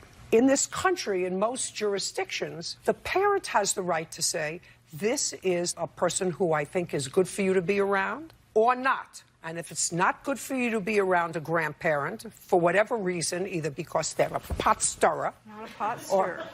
Her daughter let me tell you something, Miss She Ferrante. can talk to me and not talk to her mother. She feels comfortable talking to me. She talks to me. She doesn't talk to her mom. I'm not a pot stirrer. I stay out of stuff. Do you have it? Yes. Do you understand it? And it may have to reach a point where you say to your mother and your father, is he still alive? Yes, he is. You have to find someplace else to live. We're working I'll help on that, Your I'll Honor. help you, but you have to find someplace else to live. You can't be involved with my business, with my ex-wife and my daughter. My ex-wife and I seem to get along just fine unless you're involved in the business. Your case is dismissed. Goodbye. We're done. Your Honor, I'm out $2,500 in lawyer fees because she took me to court. Absolutely, perfect. There was no reason for her to take me to court. I never threatened her. How can I threaten a person? That's not true. It is true, and you know it is. Parties are excused. You may step out. All I want to do is see my granddaughter perform at her school, perform at the church. She's way too much into her business. I just want everybody to get along, and my daughter loves her Gemma. Spend time with her as a grandmother. Leave me out of it. I can put on my big girl panties and be an adult. I'm just hoping she can put on her big girl panties. Only one mother. That's me. And now, the next case. All parties in the matter of Stewart versus Figlock. Step forward. Samantha Stewart is suing her ex-roommate, Joseph Figlock, for destruction of property, unreturned belongings, and a false restraining order. Ms. Stewart, you and the defendant lived together as roommates and then had a brief romantic relationship, but then as roommates for most of the 5 years that you lived together. Just roommates, Your Honor. Well, Mr. Figlock evidently doesn't think so because he says that Samantha lived with me for about 5 years. Initially, she was a friend of my girlfriend's, and she was pregnant, so I just wanted to help her out. Some years later, we had a romantic relationship, but that fizzled out last spring. Is that correct? Yes. I knew I read it someplace. But then you stayed on. Did you pay rent when you lived with the defendant? When I first initially started staying with Mr. Figlock, he had told me because I had been through... Did you ever pay rent? I had helped a few times, yes. What does that mean? I had given him funds when I had them available. So what do you mean? You just hung out in his house? You just lived in his house? No, ma'am, I was working on a case. What case? A case against me for my child through the state of Oregon. Well, what does he have to do with that? Judge Judy continues in a moment. Your boyfriend says that you were with him starting in February. You say you didn't move your stuff out. He says, I don't want her junk in my house. He got rid of it. You can't just leave your junk in somebody else's house for 3 months. Real cases, real people. Judge Judy. Samantha Stewart says ex-roommate Joseph Figlock destroyed her property, kept her belongings, and filed a false restraining order. Joseph is countersuing for property damage. Okay. Did you pay rent when you lived with the defendant? No, ma'am. So what do you mean? You just hung out in his house? No, ma'am, I was working on a case. What case? A case against me for my child through the state of Oregon. Well, what does he have to do with that? I was best friends with his girlfriend, and he allowed me to stay so I can focus on what I needed to get done for my baby. Did there come a time when his girlfriend left the house? Yes, either yes or a no? No. Couple months, and then I moved into a hotel for a little while, and then moved back in with Mr. Figlock. I know this all sounds very sketchy to me. And anyway, this is your case. You say that you ultimately moved out. You went to live with your boyfriend. I assume you're the boyfriend? Yes, ma'am. And Mr. Figlock got rid of all your stuff. Yes, ma'am. Well, I'm trying to figure out what were you there. Excuse me? I'm trying to figure out what were you there. You weren't a tenant because a tenant pays rent. You weren't his girlfriend because you say you weren't his girlfriend. Right. You just lived there, not related to him. We were friends. Is that what you were, Mr. Figlock? Intimately, yes. We were friends, good friends. When did she move out? Give me the date she moved out. She moved out, she was moving in and out all the time. She'd be gone for a week, come back, to the point where I had enough of it, and I said for her to leave. When was that? I would say beginning of April of 2016. And what did she say to you when you told her it was time for her to go? Nothing. She would just leave or whatever, and then I wouldn't see her again for another week or two, and then... Where was her child at this time? The child was with her mother in Indiana. When did she finally leave the house permanently? May approximately 31st. When did you leave the house permanently? I wasn't going... Maybe. John Bakke. When did Miss Stewart move in with you? Date. It would have been... Think carefully and give me the date. Don't say anything. Beginning of February. February of 2016. Yes, ma'am. She lived with you full-time starting in February of 2016? She was staying with me permanently, but hadn't... Just a second. moved. She was staying with you permanently. Correct. Now, what kind of financial arrangement do you have with Miss Stewart as far as paying bills? Does she work? Does she contribute anything to your household, or you take care of her? Currently, right now, we're both living in our car. You're living in your car? Yes. Right now, yes. You had it better before, Miss Stewart. When did you start to live in your car? Within the last 2 months. Ergo, the lawsuit. This is what your lawsuit says. Your lawsuit says that Mr. Figlock disposed of $5,000 worth of your property. On what date do you allege he disposed of $5,000 worth of your property? Give me the month. Yes, May. Month, May. Well, as far as your boyfriend is concerned, and he's not a liar, is he? You were living with him February, March, and April. That's 3 months. How long do you expect him to store your stuff? No, ma'am, I was staying there. I hadn't moved out yet.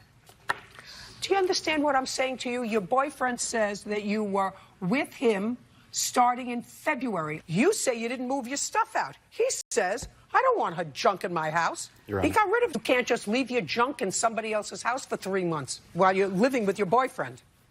You can't just leave your junk there. Judge Judy continues in a moment.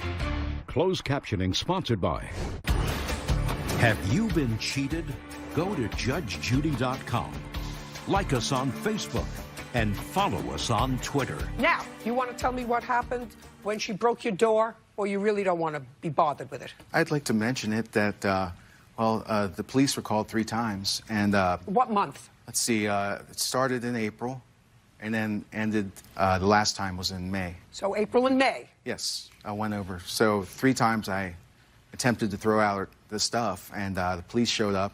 And I told them that she had a key, and I work nights, so she could come anytime and get her stuff. And they let me go 3 times. The second time, she was yelling at me or something, and so I walked away, which the police said was okay. And when I walked back, she was gone, but the door was kicked out from the inside out. So I told the policeman about it, and he just said, oh, your landlord will be very angry. And I said, yes. Okay. Mr. Figlock, has she bothered you in the last 3 months? Bothered me? Yeah. No. Come to your home, called you, anything in the... Miss Stewart, you have no case against him. Your case is dismissed. We're done. Thank you. All right, excuse me. Step out. Judge Judy continues in a moment. And on the next Judge Judy. This is traumatic to me because I've been through so much. I think it was fair. Because I wouldn't have sex with him. That's what it boils down to. I was never angry because she wouldn't sleep with me. She slept with me all the time. He went to jail, got out, and out of retaliation, he tried to get a restraining order against me. That's baloney. He wasn't supposed to be there when I was allowed to go get what property he didn't destroy, and it was gone. Who knows? She's crazy. I don't trust people. I'm happy it's all over.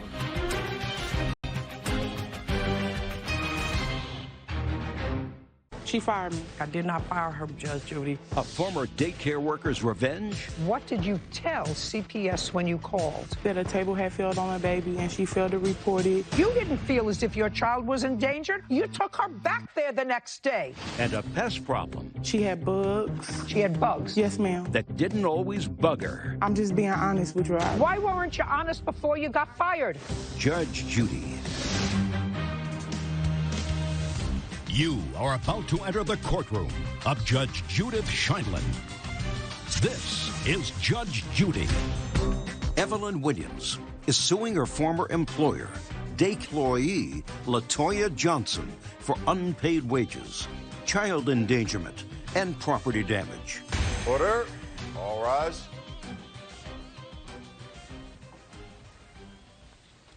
It's case number 419 on the calendar, the matter of Williams versus Rushing Johnson. Parties have been sworn in. You may be seated. Folks, have a seat, please. Which one of you 2 ladies is Miss Rushing? Me. Miss Johnson, I would like you to sit down for a second. I'll get to your part of the case in a minute. I don't like it to be confusing. Miss Williams, Miss Rushing played a good Samaritan for you. Yes, ma'am. You and your daughter were homeless. Yes. She offered you a place. Yes. She offered you some money. Yes, ma'am. She offered you a job. Yes, ma'am. And when did she do all this for you? In August, the beginning of August, or the end of August. Well, tell me when it was, the beginning of August or the end of August? I believe it was the end of August, ma'am. And where did you come back from? I was working for another company. So how did you become homeless? I was staying in the subsidized housing. It's called based off your income. I gave that apartment up due to safety issues, and I didn't want the state to take my daughter. So it was always shooting, gun violence down there. So me and Evelyn needed a place to stay. I asked Miss Dee, could she help me find somewhere? She referred me to Miss Russian. Miss Russian was my boss to my landlord. I have paperwork also. So she was good to you? Yes, ma'am. Now you're suing her for $5,000? Yes, ma'am. All right. Now you're going to tell me what you're suing her for. I'm suing Patricia Russian for unpaid wages. Okay. How much unpaid wages? She owes me $280 in unpaid wages. Just a minute. $280. Yes, ma'am. Did she ever make a loan to you? $190. Yes, ma'am. $190. Yes. Did you ever pay her back? Yes, she took it out of my check. She have control over my check. During what period of time? The next month. Okay. So she owes you $280 for what period of time? I worked from October 11th to October 17th, 2016. I worked 35 hours. I worked 5 hours a day, Monday through Friday. Okay. Check your records, because this is going to be an easy case. Do you understand? Yes, ma'am. Did she work from the 11th of October to the 17th? Yes, ma'am, she did. Did you pay her for that? No, ma'am. Okay. So $280. It's actually $268. Here's the check right here, $69, the actual check. That's what tax took it out, Your Honor. I didn't. Her check, the net check with the pay stub. But that's the check that wasn't paid? Yes, ma'am.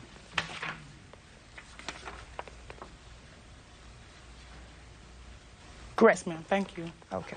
So there are your wages. Child endangerment. Now, tell me the story about child endangerment. Okay, I started Gates Barbecue October 15th. She asked me to get a second job again. I was only working 5 hours a day for her. Okay, so you got a second job, and according to what I read, you were late coming into 30 her minutes. job. Yes, ma'am. And then got into an argument, and she fired you. She fired me. Okay. And you left. Yes. But you left your daughter in the daycare. No, I took my daughter with me. The state is still paying her. It happened on a Thursday. So that Friday, I had to be back at Gates Barbecue in the morning. So since the state is still paying her, I took little Evelyn to the daycare. So you had to be at work Friday. Yes, ma'am. You had no place for your daughter. Right. Even though this didn't end well. Right.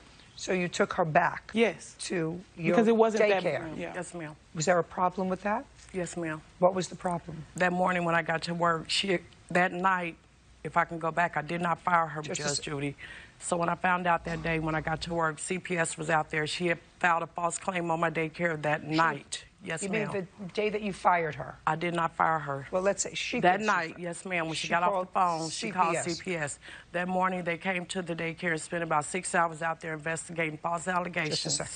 They fired you. Yes, ma'am. You said she fired you yes, for coming in late. Did you make a report to CPS? No, ma'am. I made a report to CPS the day that she dropped Evelyn off at Gates Barbecue. And I made just a second. 2 calls that day. I made one in front of my boss, and I made one once I got home that night. I had to do it in front of my boss because she came up there in front of... On what date did CPS... The claim was made on October the 20th, the one that she filed. And that's the reason I took her daughter to. So it was made the same day? It was made the day that she say I fired her. And then you brought her daughter back to where she was working? After you told her... Yes, ma'am. The reason you brought her back was because CPS had come to your facility. Yes, ma'am. And told you that she had filed a claim. They didn't tell me that she did it. She eventually admitted to it. I knew who had did it. We were so dangerous, all these lies she told. Why would you leave your daughter there? Got it. Now I'd like to see the basis of your claim. Okay, so you brought her daughter back, and you have a video to show me the endangerment. I have a video of my boss stating that they came. No, I don't do that. Okay. No. I will see what you say was child endangerment. Right. You don't have that. I don't have a video Then of you her. don't have it, and you didn't witness it. No, I have a witness, and then I also have my manager. Did you understand what I said? I'm taking your manager's video telling me what she saw. Yes, ma'am. I can't ask her questions. Okay, and I also said then she was outside. Okay. Stand up and tell me your name. My name is Callie Banks. Okay, I'd like you to tell me what you saw. I was at my job. And this would be on the 20th? Yes, the 28th. Jump! I'm sorry. I'm not asking you anything. Yes, ma'am. This would be on the 20th? No, ma'am, the 28th of October. 28th? Yes, ma'am. Okay, on the 28th of October, you're going to tell me what you saw. I was outside on break, 2 cars had pulled in. 2 ladies got out the car, went inside the job. The 2 ladies came back outside. There was a lady outside in pajamas like this. I see Miss Evelyn come outside her job. The lady that had the pajamas on, she grabbed the baby out the car by her arms, dangling her, telling Miss Evelyn, here, get your baby. So my supervisor came outside. She went over and put her hand underneath the baby's butt and on her baby's back because the baby has a weak spine. How do you know that? I've been around the baby before. How have you been around the baby before? I had babysitted her daughter before. How many times? About 2 or 3 times. About 2 or 3 times. And your job at her job is what? I'm a cashier. Did she get the job there because of you? No, ma'am. If you babysat for her before, you babysat for her before she came to work at the restaurant? It was after. But she had just started that job. Mm-hmm. So you became friends afterwards? Yeah, pretty much. Now you can sit down. The last day of her school. The day after she filed the claim. October the 21st Yes, is ma'am. when you brought her back. Yes, ma'am. Not the 28th. Yes, ma'am. You were off by about a week. Boy, it was the day after you filed the claim. You're off by about a week. Okay, she owes you your wages. Your wages are $280. Now, that takes care of your business, and you've gotten your $280 so that you two are now square. Yes, ma'am. Now you can stand up. What about my counterclaim? Just a second. You two are now square, so you can stand up, move in. Now, you have a lawsuit against her. You say that she damaged your property. Yes, ma'am. This young lady whose last name is? Johnson. And what property do you allege she damaged? She busted out my window because... Don't tell me because. I had called the police on Patricia. You called the police? For unpaid wages on Patricia. Right. The police... On what date? This was 10/24. So you called the police and you said she didn't pay me my wages. The police would have told you this is a civil matter. Yes, ma'am. Okay, and? I was on my way downtown following the police. What were you following the police for? To go to the new headquarters that they built downtown. For what reason? To file a restraining order and a police report about unpaid wages. They was going to show me how to take care of everything. They was escorting me downtown to the building. Go ahead. Okay, so I get to the headquarters, my phone ring. The officers asked me, could I wait to answer it? But I see it's Toya calling my phone. I say, what Toya? I'm downtown. You not downtown? Answer your door. I hear boom, boom, boom. I'm like, Toya, get away from my door. I'm not at home. She was like, open this door. Next thing I hear is my window shattered. So then I tell the police, so if I go home and something happened to me, then what's next? She tell me, well, you ain't thinking about that when we get fired and the daycare gets shut down. I said, Gates is hiring, and our slogan is, hi, may I help you? I said, well, you better learn it. And then that was it. Judge Judy continues in a moment. She had bugs. And when did you first see those bugs? I don't know what exact month, Your Honor. But I always see roaches in there, and she tell me she gonna take care of them. I'm just being honest with her. Why weren't you honest before you got fired? And later today. Now that I understand that this paraffin was supposed to go on your hands, and I assume that you weren't treated at any hospital or doctor for this burn that you're complaining about. Is that correct? Correct. Because now I'm going to rule in his favor because you're annoying. Real cases, real people. Judge Judy. Evelyn Williams says her former employer, LaToya Johnson, owed for wages, child endangerment, and property damage. Patricia is countersuing for a false CPS report. Okay, so you worked with her. Yes, across your arms. Now, you have your phone? Yes, your phone log would log as to whether or not you called the plaintiff on the 24th of October. Did you call the plaintiff on the 24th of October? No, ma'am. Look at your phone. Does your phone have a log of that phone call coming into your phone on the 24th of October? I didn't even have this phone on October 24th. This is a new phone, matter of fact. But yes, I'm pretty sure my phone records show that Toya, and I have her phone number. No, this is the day that you're here. We're not talking about something that happened a year ago. We're talking about something that happened a couple of months ago. Yes, ma'am. So if you knew you were coming here, she says she didn't call you. You said she calls you. It's your proof. Your proof. Right. Do you understand? Yes, ma'am. Great. Your case is dismissed as against her. You can sit down. She owes you $280. We've taken care of that. Now we have a counterclaim. So the genesis of the counterclaim really is about a vindictive call to CPS, right, which caused an investigation, which caused, according to her, damage. Now, so I'm going to you, Miss Williams. Yes, ma'am. You worked at the daycare center. Yes. And you worked there until October. Yes, ma'am. And you worked there for 2 years Or for a year and a half? I don't know what exact year I started working for her, but I know I ended working for her in 2016. I know that you ended working for her. I'm trying to figure out how long you worked for her. I don't know the exact date, ma'am. Well, I don't know either. The phone call that you made to CPS was on, according to you, the 20th, right? No, I hotlined her the day that she brought my daughter to Gates Barbecue. Well, so that's the 21st. We all agree that it was the 21st, except your witness who said it was a week later. So that's the 21st. So now I want you to tell me, what did you tell CPS when you called? I let CPS know that Patricia had dropped my daughter off, and I'm hotlining her now in front of my boss. Then the next time when I got home, I let CPS know that a table had fell on my baby, and she failed to report it, and I couldn't report it. Just a second. That a table fell on a baby in what month? It was the same month. It had happened that same month. In October? Yes, ma'am. And what else? And what else? She had bugs. She had bugs? Yes, ma'am. What kind of bugs? She had bugs in the water fountain, and she had bugs when you open the refrigerator and get your lunch out of there. Okay. And when did you first see those bugs? Don't know what exact month, Your Honor.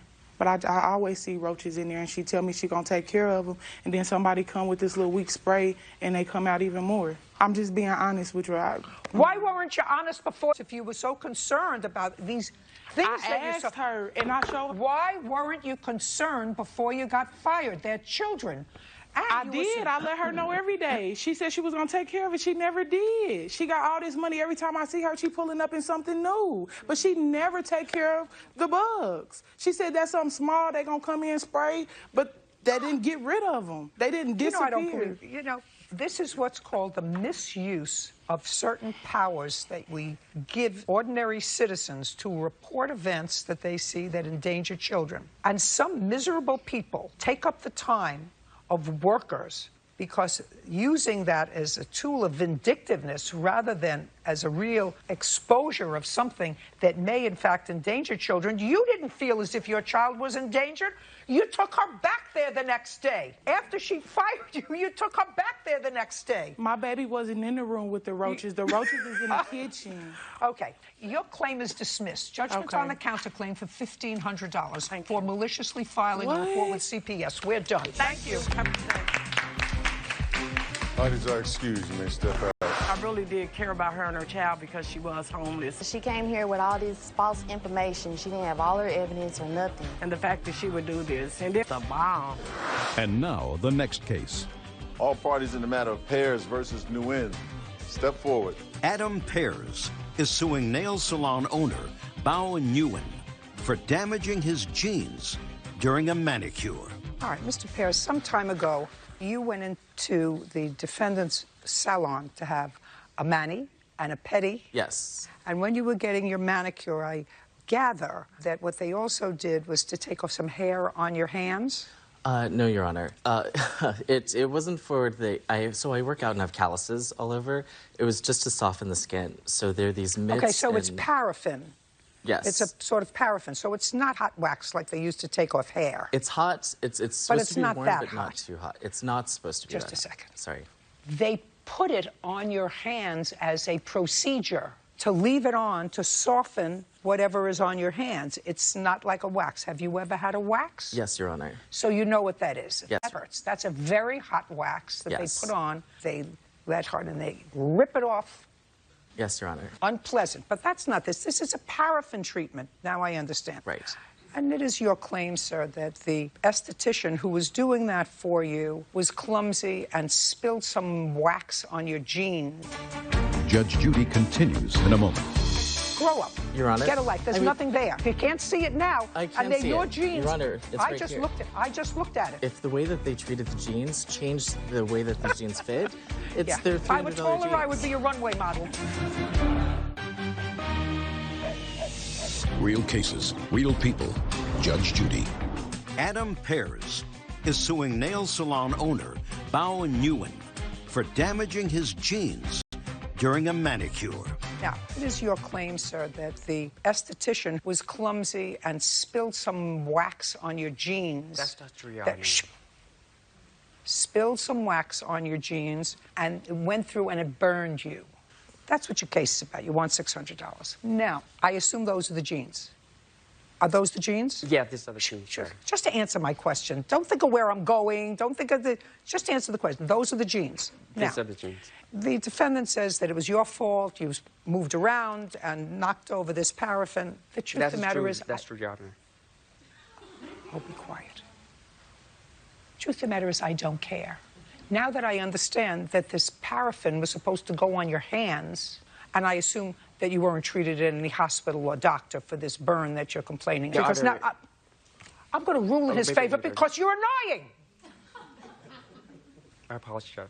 Because if wax fell on you, it was supposed to be on your skin. It was supposed to be someplace. So if it fell on your jeans, it was supposed to be on your skin. You have no proof of injury. You have no proof of injury, is that right? Correct. Good. So let's talk about the jeans. Now, those are the jeans that got splattered with wax. Yes, May I see the jeans? How did you get the jeans in your possession, Mr. Nagayan? So Adam called it, made a remark about the incident, but we... Just answer my question. Did he bring them in? He came by the salon and showed you that these jeans... Is this what you're talking about? Just one little spot. I'm not asking you. Judge Judy continues in a moment. Closed captioning sponsored by... Want justice? Go to judgejudy.com. Like us on Facebook and follow us on Twitter. Okay, is this what you're talking about? I'm not sure, Your Honor. Would you ask him to point to me what he's complaining about? Your Honor, it looks like they've cleaned these jeans. What? It's the spot that you were This is the complaining spot, about. but it was much worse before. But it's not worse now. Well, the problem is with the fabric, the fits might not be the same. So Why? We're done. If The they're- case is dismissed. It's over. Grow up. Get a life. Grow up. Your Honor, Get a life. There's I mean- nothing there. If it's not there, if you can't see it now, I can and they're see your it. jeans. Your Honor, it's I right just here. looked at it. Goodbye. Oh, We're done. Your Honor. Goodbye. We're may finished. May I just say, if the jeans... Goodbye. We're finished. If the way that they treated the jeans changed the way that these jeans fit, it's their $300 If I were taller, jeans. I would be a runway model. We're done. Parties are excused. You may step out. Judge Judy continues in a moment. And on the next Judge Judy. She spilled the wax on the jeans. No, I did. He said that he would cover the cost of the jeans multiple times. I tried to be very reasonable, offer to take the jeans to professional clean. I guess I should just go to the salon naked if I'm going to get a mani and pedi so people don't ruin my clothes. Because we want to make every customer happy.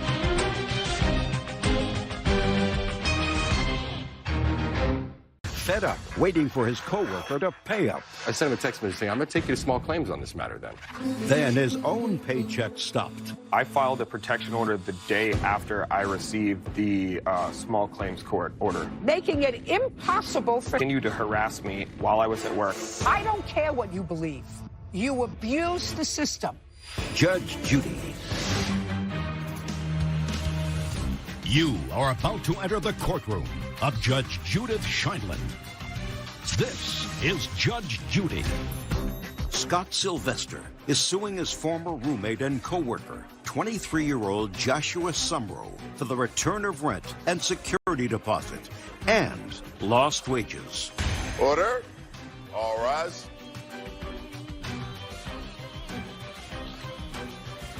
Yeah, that's case number 366 on the calendar in the matter of Sylvester versus Sumrow. Thank you. You're welcome, Judge. Parties have been sworn in. You may be seated. Mr. Sylvester, you and the defendant worked together. Yes, Your Honor. Where did you work? We worked at Kazuki Ramen. It's a ramen house, a restaurant. How long had you been working there? We both worked there for about 5 months. I was there in the opening, so was he. So we opened the restaurant together, basically. Did you know each other before you opened the restaurant? No, Your Honor. And there came a time when you decided to room together. Was that a permanent arrangement for you or a temporary arrangement for you? Definitely temporary. It was kind of more of a personal favor. The apartment was far away from downtown, and at the time I wasn't driving, so he pretty much just asked me, could you please, because we went and saw the place together, the land find another arrangement, which I did allow, but I didn't want to be on the lease, and I wanted to pay less than him because I knew I wouldn't be there as frequently. Were you on the lease? No. Only you were on the lease? That's correct. Okay. Did you put down security deposit? Yes. How much? $350. And you moved out after a couple of months? Just 1 month, really. 2 months. I thought it was 2 months. 2 months. Did you give him his security deposit back? I returned $250 of his security deposit back. And Why? I withheld $100 for outstanding bills from the months that he had lived there. I've never seen a dollar. Just a second. Sorry. What bills? I have a garbage bill, a cable bill, and an electric bill. And how much do all of those bills add up to together? They totaled $269.84. Bird, would you show those to the plaintiff, please? Because we're going to get to the crux of this case in a minute. The previous payment is here, and then this is the actual bill from that time Current period. bill. Yeah, no, I've seen the bills. I paid him in cash for these bills. I never saw $1 from the deposit. It was $350. I also helped him out for Just a second. You want these? No, I don't want them at all. I'm not getting involved with that. There's one issue in this case, and I'm not getting involved with your $250 and $350 because it was my understanding from reading your complaint, sir, that he did. The dollar from the deposit or the rent that's owed. Basically, I moved out early September with the agreement that when his new roommate moved in, I would receive the money for that rent and also the deposit. Do you have proof that you returned any part of the deposit to him? No, everything was dealt with in cash. Okay. Now, you moved out on what date, sir? It was like September 2nd, between the 2nd Great. and the 5th. Now, so I'm not getting involved in it because if you actually believe that he owed you money and there was so much animus, late October, you wouldn't have gone to his house for a house party, which is really the crux of this case, which is the only part of it that I'm dealing with. So let's understand that. If you felt that he owed you prorated rent or some money for security deposit, when you were invited to his home a month later, a month after you moved out, for a party, I would not have gone if I was in an acrimonious situation with somebody. So you went to a party at his house in October. Yes. Now I want you to tell me what happened when you went to the party in October, because that's what this case is about. When I went to the party in October, we discussed the deposit and the monies owed. And as you mentioned, I did have some resentment. You shouldn't have gone. Yeah, I really shouldn't have gone. Right. Guaranteed. Okay. You know, he basically got he got violent with me about it. He pushed me outside the door and then Told you to locked the leave. door. Yeah. Unlock the door. He locked the door with my keys inside, my car Great. keys inside. So. And keep going. Then I had to pay for a cab to get home And that we worked for. I don't know whether he did or not. That's hearsay. Either way, though. Because there's nobody here. Either way, I sent him a text message saying, I'm going to take you to small claims on this matter then. I So gave him the small I'd like claims to see paperwork. that text. I don't have the text with me, but I do have the small claims paperwork that I Listen filed. to me carefully. Yes. I want to see the text where you said to him, I'm going to small claims court. You say you have a text. Use your phone right there. Yeah, I do not have the text, unfortunately. This is a new phone. You know how many times I hear people, how did you get a new phone when you lost your job? What you're suing for here is lost wages. When did you get a new phone? It was a very affordable phone, Your Honors. I do have the small claims paperwork. Just a second. here. Listen, I'm going to do my drill when I'm satisfied that I'm going to throw you both out. Yes, Your Honor. Great. Good. Now, so you don't have the text. No. And you said if I don't get satisfaction, according to you, which you don't have because you bought a new phone, you said I'm going to take you to small claims court. And you filed a small claims case on what date? The small claims was filed on October 31st. On what date were you served with the small claims case? I was served that Monday, I believe. By whom? His mother.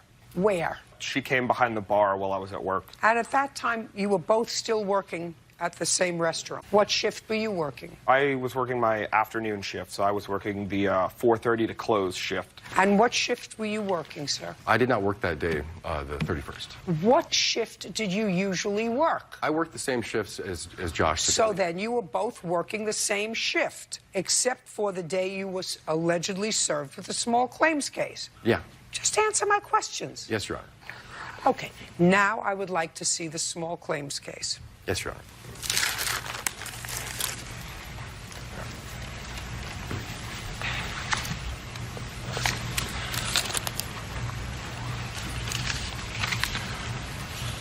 Well, I see two small claims cases. Yes, I amended the order to include the lost wages after he filed a restraining order to keep me from work. Just a second. But you left things out when you filed an amended complaint. First claim you asked for, not that I'm getting involved in it, prorated rent, a loan, and your possessions, and your deposit. The second case you filed was deposit, rent, and lost wages. So I assume that you got your loan back and your possessions back. No, I didn't. I've not gotten my So you just made a mistake. Yeah, I just amended Just the a order. mistake. All right. Now, the only part that I will hear Yes, ma'am. so that's nonsense, is that at some point you filed a protective order against him. That is correct. On what date? I filed a protection order the day after I received the small claims court. Basically in response. Shh. Yeah. Don't speak. You filed it the day after. That is correct, Your Honor. Okay. And I would like to see the date that you filed it and the allegations that you make. Okay, I have the petition and I also have the temporary order if you'd like. Let's see the petition.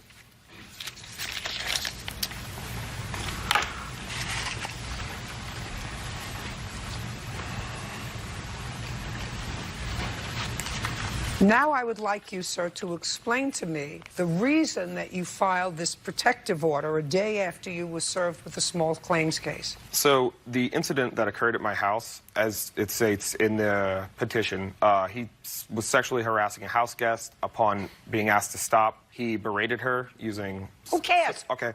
I kicked him out. Who cares? I kicked him out. I didn't feel the need to call the police because he was intoxicated. I wanted the matter to end there. He made it clear that he was not going to end the matter No, there. don't just say. Don't tell me what he made clear. He Yes, was ma'am. bothering somebody at your party. Mm-hmm. That person didn't file a protective order against him. You did. And I want you, inspired you after you were served with a small claim case, to file a protective order. He made it clear that... No, not clear. That is an assumption, sir, based upon facts, which you are going to tell me, and the facts had better be consistent with what you wrote in your answer, which you probably don't remember. In my petition order? No, in my case. Okay. In my case. So I want you to tell me specifically what Mr. Sylvester said or did to you that inspired you to file for a protective order the day after you were served with a small claims case. The day after I was served with a small claims case, it was in my belief that he was going to continue to harass me while I was at work, and therefore I filed the protection order. I want to tell you something. You abuse the system. I don't care what you believe. Your mother cares what you believe. Maybe your sister cares what you believe. Maybe your mother cares how you feel. Maybe your sister cares how you feel. The law doesn't give a rat's ass how you feel. The law believes in facts. And so far I've asked you 3 times to give me something specific that Mr. Sylvester said or did to you that inspired you to file for putting him from your workplace, because that's what you asked for. Excluding him from your workplace.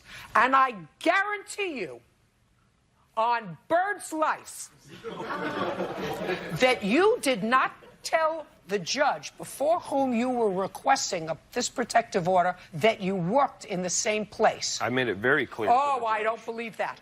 I made it very clear I don't believe that, because then you're telling me that the judge was a moron. The judge suspended it. He didn't issue a restraining. He didn't issue a permanent restraining order. No. You asked for. That's not what I'm saying to you, sir. Let's make ourselves perfectly clear. Yes, ma'am. You requested a protective order on an emergency basis, excluding him from your workplace. That's correct. And the judge granted that application on an emergency basis, therefore making it impossible for him to go to work. And I guarantee you that you didn't tell that judge who granted the temporary restraining order based on this nonsense that he was a fellow worker along with you. You may have told the judge who heard the final order of protection and denied it, because you were not granted a final order of protection, right? No, but where the perfect place for service would be service of the actual document. I think that you overstepped it, and you abused the system, and you abused him. Now, if you felt threatened, which I think you did not, was this, by the way, this young woman that he was making come-ons to at the party, was this somebody that you knew well? And give me the first name. Her name was Van Lynn, and yes, it is somebody that I know well. Is it somebody that you were dating? You could say that. That's either a yes or a no. Yes, we were dating. Right. Casually. Okay. Judge Judy continues in a moment. And later today... If I had been aware that I was supposed to be out by October 31st, you bet your bottom dollar I would have been there. Well, that's too bad. You're not losing so far, right? Is there anything that I did? I'm not buying her story.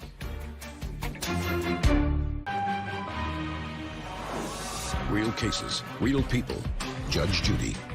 Scott Sylvester says former roommate Joshua Sumrow owes for the return of rent and security deposit and lost wages. So while I'm not getting involved with the rest of this nonsense, I am awarding him money for lost wages. Okay. Because I think that your actions not only abuse me as part of... Girlfriend didn't feel threatened enough to go and seek a protective order. And you never sought a protective order before you were served with a small claims case. And this was after the party. It's for the same... Just a second.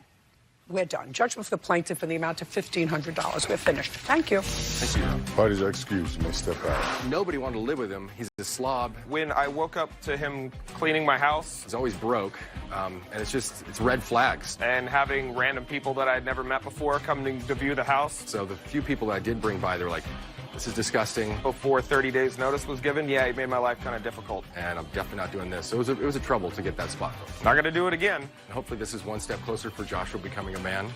A lot of child activity, and I'm just glad to have some of my wages back. And now the next case. All parties in the matter of Rader versus Walker. Step forward, please. Alana Rader is suing Timothy Walker for stealing the contents of her apartment. Miss Rader, in April of this year, you left some property in some sort of women's residence. Yes. You moved into an apartment. That property was, I gather, stored in some sort of a garage.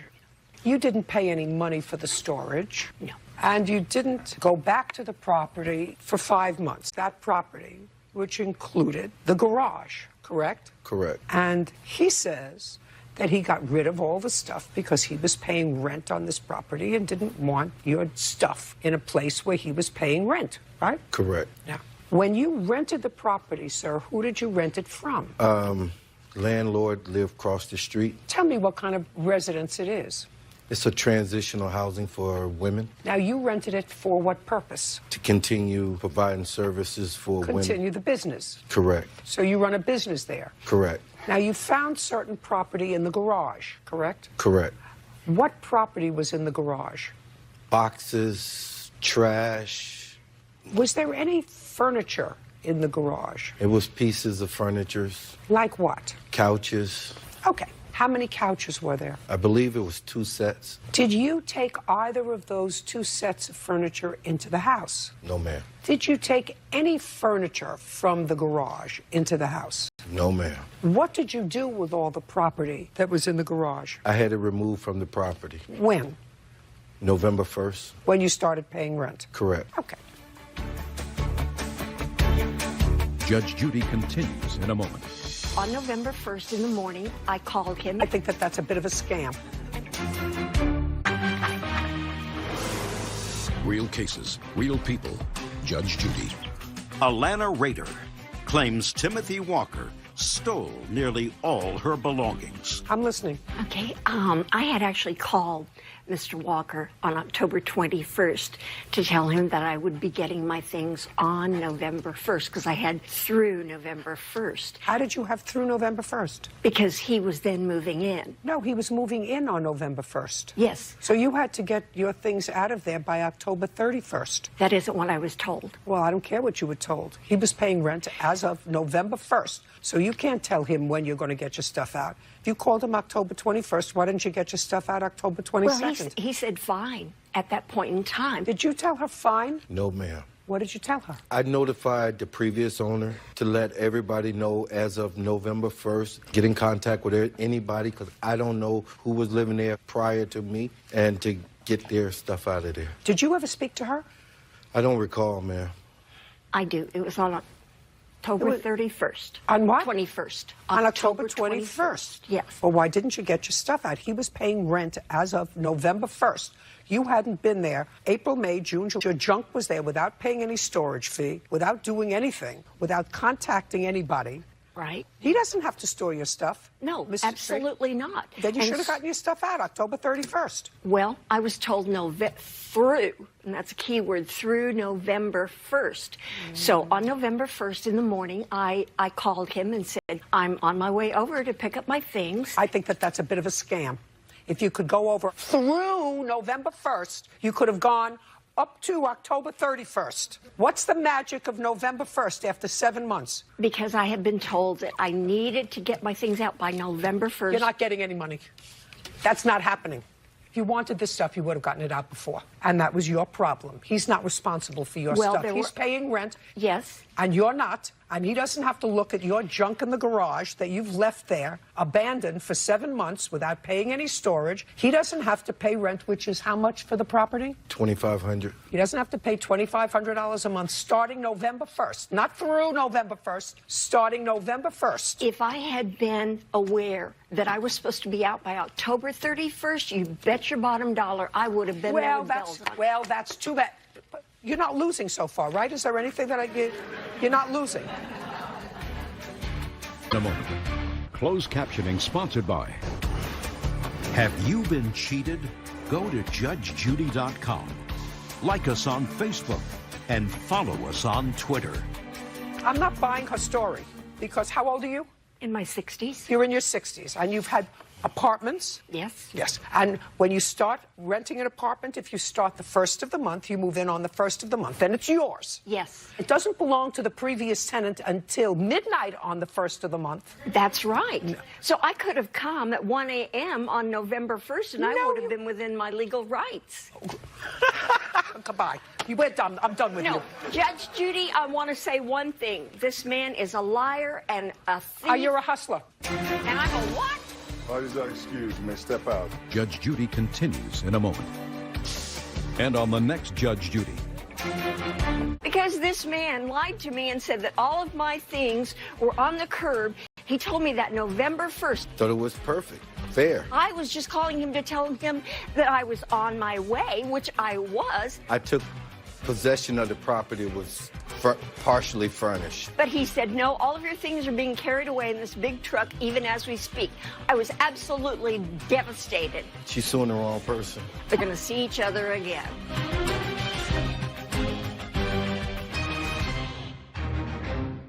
For that split second, you took your eyes off the road. Yes, ma'am. A driver collides with a kid. The little girl just pops out of nowhere. And she broke her tibia in her knee. She's lucky she wasn't killed. But where were her parents? Who do you think is at fault? I believe he is. And what about you? And your wife? You didn't do what you were supposed to do, which is watch your child. Judge Judy. You are about to enter the courtroom of Judge Judith Scheindlin. This is Judge Judy. Jordan and Arisha Green are suing motorist 23-year-old Anthony Smith for hitting their daughter while she was crossing the street. Order. All rise.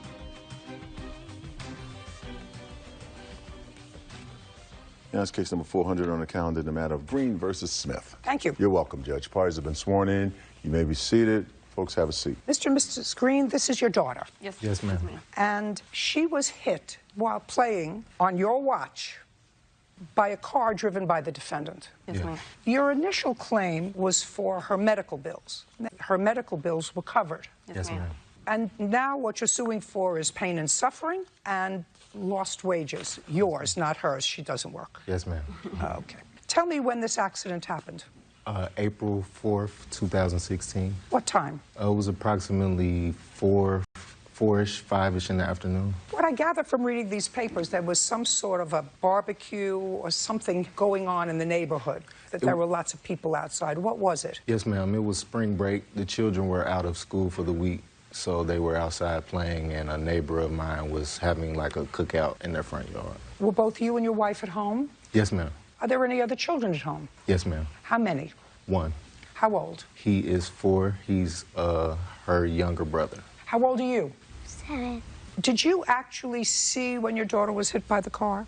No, ma'am, not the moment she was struck. So at the time she was hit, neither of you were watching her? Correct. What kind of car were you driving, sir? 2006 Volvo S60. And on April 4th of 2016, was your car insured? Yes, ma'am.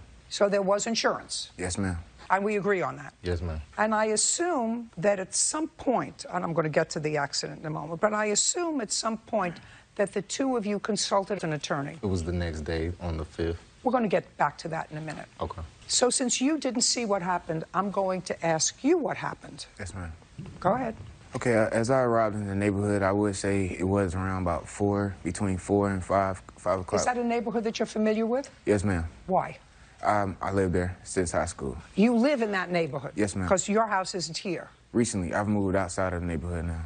But was your house depicted in this sign? Mind step over to the top? Yes, please. Thank you, ma'am.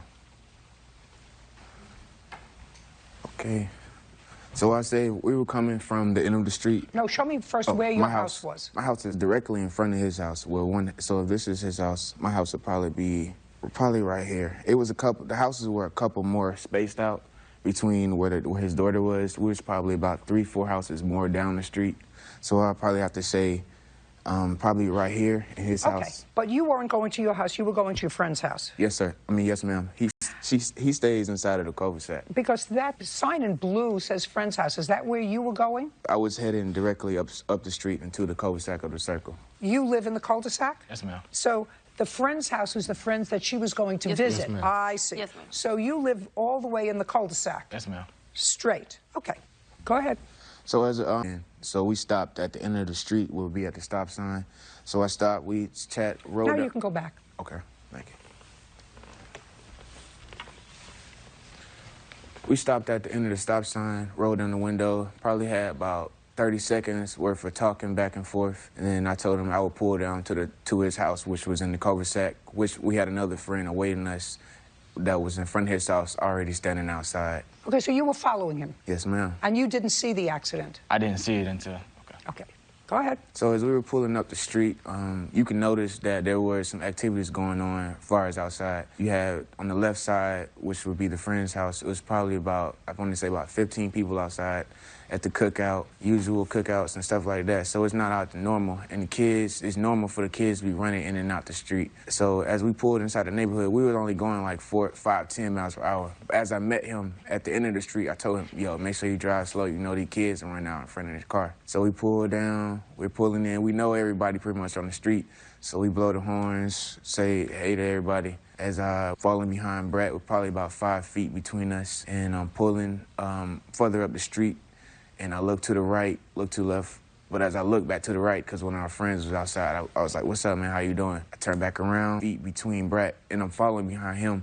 So with him going through the road, it's kind of giving me confirmation that there's no little kids going to run out. So she ran out between 2 parked cars? No, 2 driving cars, which he was driving in front of me. So when she ran out, now you can go back there. When she came out of her area, her side of the street, and it's clear she was going to a friend's house. That's what you say. And the friend's house was across the street. Yes, ma'am. And you gave her permission to go across the street to the friend's house. Yes. Yes, ma'am. Okay, so now she's crossing the street. So she was crossing the street. I mean, there was a whole bunch of kids. And outside our neighborhood, the kids in the neighborhood, it's not like their play yard. Don't make it. Just tell me what happened. Okay, yeah, the kids were in multiple yards. They were playing from one yard to the next yard. On the other side of the street? Yes, they were running. It was one kid, it was a group of kids over here, and a group of kids over there. So they were running back and forth? Yes, as they was communicating to each other, I'm figuring that's when she got the cue to go across the street. Another kid might have sighted her to cross the street without... I don't know. Were there cars parked on the street? Yes, there was a car parked on the street. Now, let's just be clear. Is it correct that there was a car parked on the street? Yes. So when she ran out, she ran past that parked car. And is that the point of impact? When she ran that time, I was looking back, and she just literally came from behind. You were looking back where?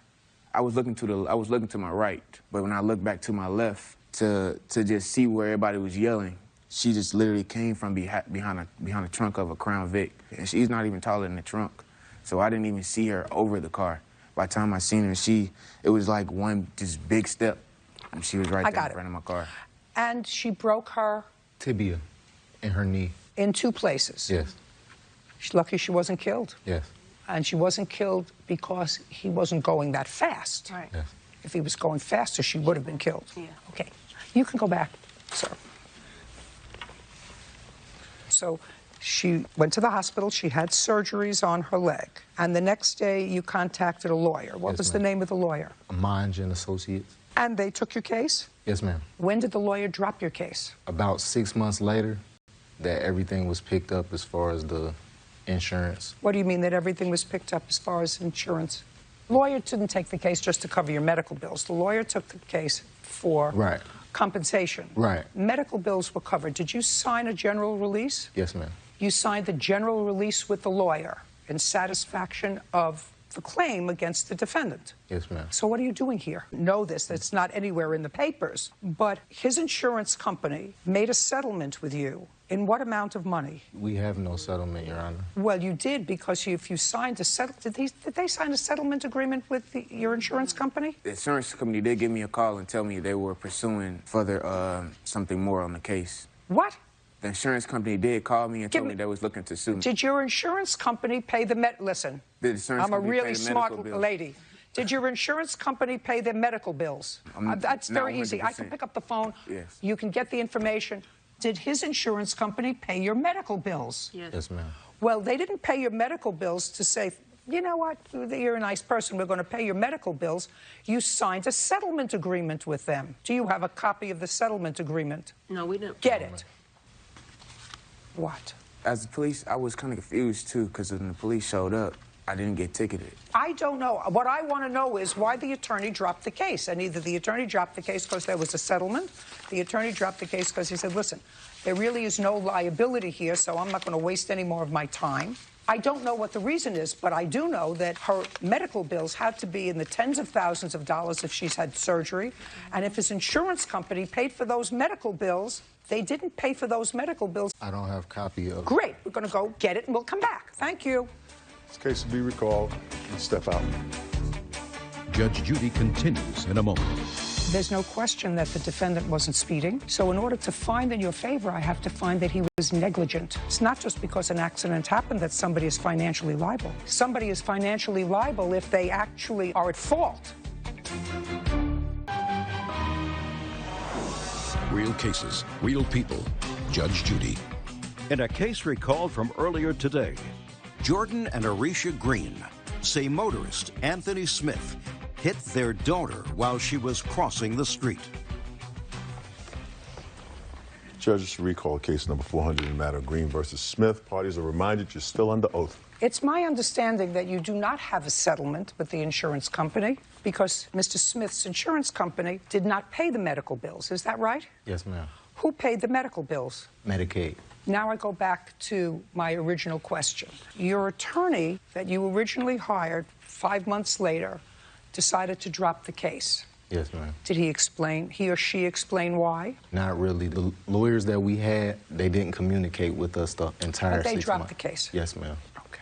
Now, do you have a police report? Okay. There's currently a claim pending by the plaintiffs against your insurance company. No, ma'am. Actually, because of the accident, they ended up dropping me from my insurance company. Can I see that letter? I don't have the letter stating that they dropped me, but as of August, they told me since I had gotten to the accident of hitting her, they had no choice but to drop me from my plan. May I see the letter from the insurance company canceling your insurance?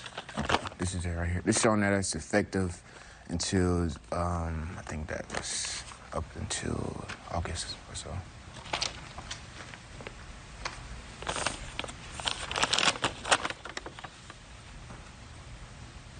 I want to see what other information you have from your insurance company. I see that this says that it's effective from February until August, but I want to know that it was still in effect in April.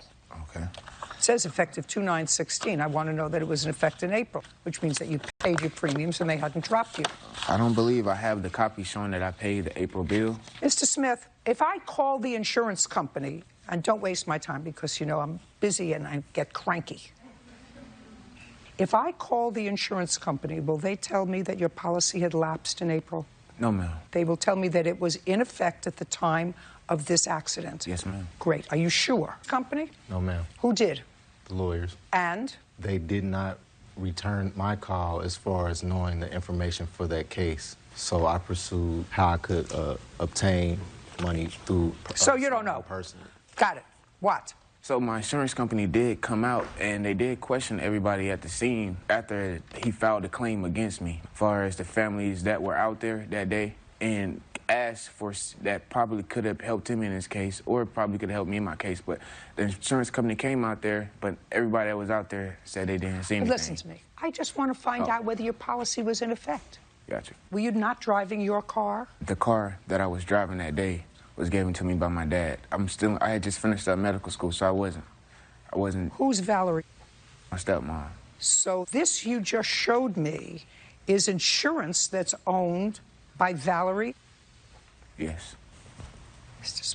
You want to tell me what the story is here so that I can simplify it for myself? I had a previous car that went out probably a month ahead of that time. And? I had to still make it back and forth to school, and I was almost on the merge of finishing. So my dad, instead of going out buying a new car, they just gave me the old car, and she got a new car. Okay. And the insurance plan... Were you supposed... I wasn't supposed to change the insurance into my name until August. She gave me until the insurance renewal was until it was over with, until August, which in come August, I was have to renew under my own insurance plan. But it ended up happening before August. Were you named insured on that policy?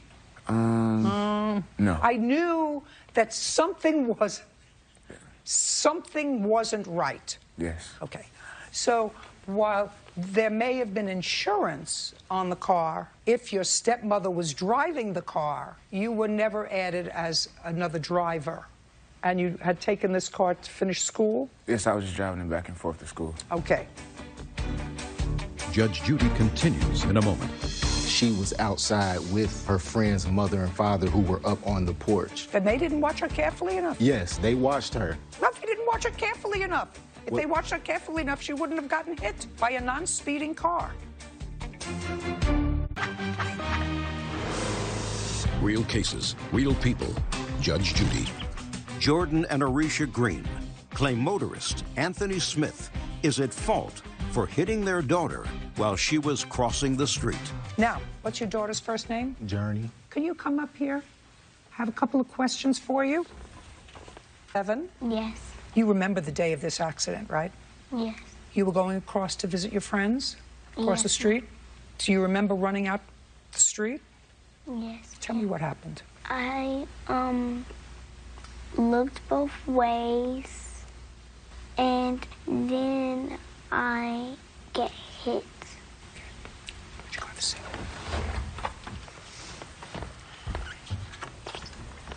I understand why your attorney dropped the case. Dropped the case probably because the insurance probably didn't cover the defendant as a driver of the car. That's a possibility. It also is a possibility, Mr. and Mrs. Green, that they, like the attorneys, said, you know what? This was a terrible accident and very unfortunate. There's no question that the defendant wasn't speeding. So in order to find in your favor, I have to find that he was negligent. Do you understand? It's not just because an accident happened that somebody is financially liable. Somebody is financially liable if they actually are at fault. Now, you didn't see the accident. Oh, ma'am. Who do you think is at fault? I believe he is. And what about you and your wife? I believe we share some of the blame. That's true. That's part of the what we call responsibility. Yes, ma'am. So you and the defendant share some of the responsibility. Watch your child. She's too young to be crossing the street without somebody shepherding her across the street.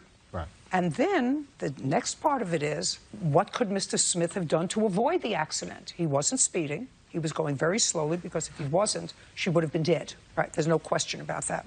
She's a little girl. She had little bones, and she fractured a bone. Who do you think is responsible for her pain and suffering if you're partially responsible for her injury? Well, I believe him due to the fact that there were multiple adults outside at the scene. There were numerous children outside, and although I was not physically at the accident, she was outside with her friend's mother and father who were up on the porch. Then they didn't watch her carefully enough? Yes, they watched her. No, they didn't watch her carefully enough. If they watched her carefully enough, she wouldn't have gotten hit by a non-speeding car. Judge Judy continues in a moment. Closed captioning sponsored by... Want justice? Go to judgejudy.com. Like us on Facebook and follow us on Twitter. Let me tell you, what you're suing him for is for $5,000. And part of that is for your lost wages. Yes, ma'am. Well, since you're responsible as a parent for this accident, for not taking care of your daughter, You don't get lost wages. Your responsibility is to your lost wages and taking care of your daughter is dismissed. The next part of your lawsuit is you're asking for pain and suffering for your daughter. And for that, you have to bear at least part of the responsibility because you're her parents. She darted out between the cars, and how am I supposed to find him guilty of negligence? There was an investigation. He was not cited by the police. Was he not paying careful enough attention? The only thing that you said to me, Mr. Smith, that suggests to me that your eyes were deflected for a moment is you said to me at some point, right before the impact with Journey, you looked over and waved hi to a friend. Yes, ma'am. And that was honest. So for that split second, you took your eyes off the road. Yes, ma'am. So I think there has to be some responsibility for that. Certainly not $5,000 worth of responsibility because the majority of that belongs to you. Anyway, I'm not awarding you $5,000 as you requested, but I think that even Mr. Smith, I think he understands that he does bear some responsibility. But I believe that the majority of responsibility for protecting Journey is yours because you're her parents. And you didn't do that on the 4th of April. I'm awarding you $1,000 for her pain and suffering, but that's for her, not for you. Anyway, she's a cute little girl. Judging for the plaintiff in the amount of $1,000. We're done. Judge Steve may step out. And on the next Judge Judy. I'm happy with the decision. I do feel as if he was more responsible. I do believe there was some blame for me and some blame for the parents. I was disappointed because I knew that it took place in the moment that we didn't have our eyes physically on our child. She just wasn't thinking as an adult, so I don't completely blame her. I just think it was a freak accident. I'm happy that my daughter's here. Drive safe, pay attention. If you think you look left and right, look left and right twice.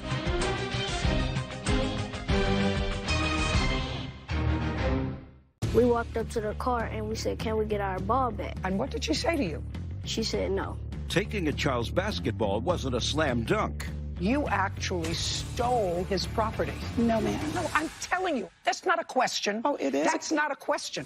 But did this young boy commit a foul? He came up and he kicked the car. He then said, what are you going to do? What are you going to do? Lamont, back up here. Judge Judy. You are about to enter the courtroom of Judge Judith Scheindlin. This is Judge Judy. Cheryl Brown is suing her neighbor, Lamont Turner, for damage caused to her car when his son kicked it. Order. All rise. Yeah, this is case number 359 on the calendar in the matter of Brown versus Turner. Thank you. You're welcome, Judge. Parties have been sworn in. You may be seated. Folks, have a seat, please. Okay, so I'm going to create a visual from the papers that I've read. Miss Brown, you and the Turners live in the same community. Yes, ma'am. And are these your two boys? Yes. How old are you? 11. And you? 9. What's your name? Lamont. And the boys play, and they play in the street in front of your house, and sometimes they sort of spill over into your yard. Based upon what I'm reading here, you've found that annoying because in addition to playing in front of your yard, sometimes they deposit trash there. You know, they'll eat an ice cream or a candy, and the wrapper ends up where you are. Anyway, at some point, the boys were playing basketball, and Lamont left his basketball in your yard. Yes, ma'am. You had had enough. You took the basketball and you took it inside. Yes. You were pulling out in your car. Was that the next day or the same day? Well, can I? No. Next day or the same day? It was several days. Several days later. Was it just Lamont and his brother, or were there other kids around too? There was several other kids. And they said, do you have that basketball? Who came to my car was Lamont and another kid. Okay, so Lamont and another kid came to your car and said, do you have our basketball? Yes, ma'am. And you said, yes. I have several balls. Give it to me. Well, first he said, I want it back. No, he wasn't fresh. He said, I want my basketball. No, he was fresh. Not at the beginning. He wouldn't start out being fresh. That's not common sense. They came to my car, they knocked on the window and said, you have our ball, we want it back. And you added, and you're going to give it to me, because that's the fresh part. You have that basketball, and I want it back. That's perfectly reasonable. The other part was not, and I couldn't ascribe that to an 11-year-old. As it happens, he didn't say that to you, because that's not what you told me just a second ago when you revised your statement. At the beginning, you said, you have that ball, and you're going to give it to me. And that's different from the second statement. Okay. Then you say, at some point during that exchange, he kicked your car. That's why we're here. Okay. About the kick to your car. You, up here.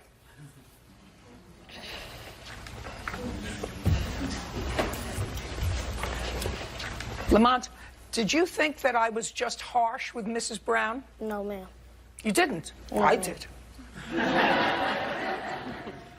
So, after she took the basketball inside, who told you she had the basketball? She did, because when she was coming down the street, we said... In the car? Yeah. She was in the car. She said, get out the street, and we wasn't even in the street. And we said, can we get our ball back? Just a second. I want you to tell me exactly what you said to her and what she said to you.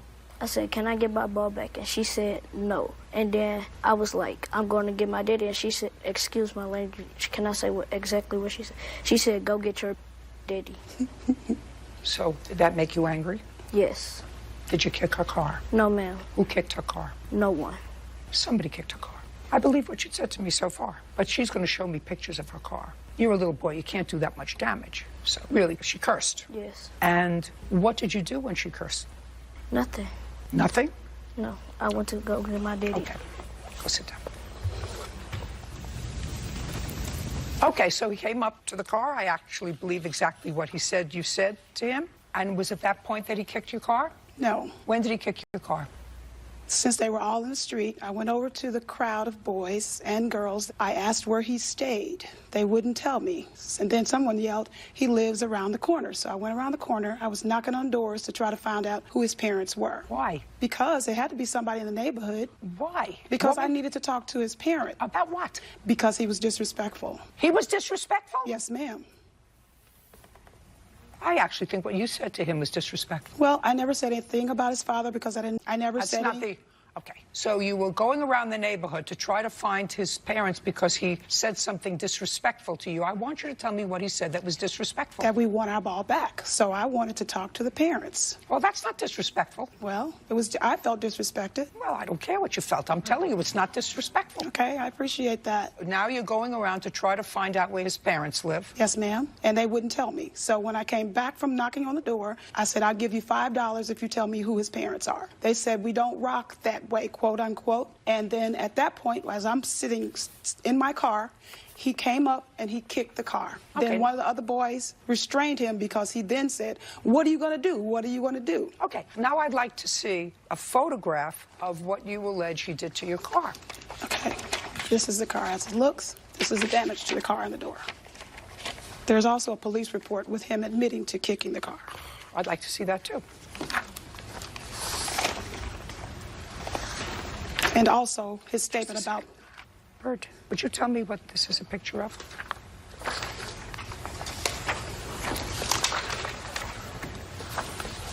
Where is the damage? It's this right here.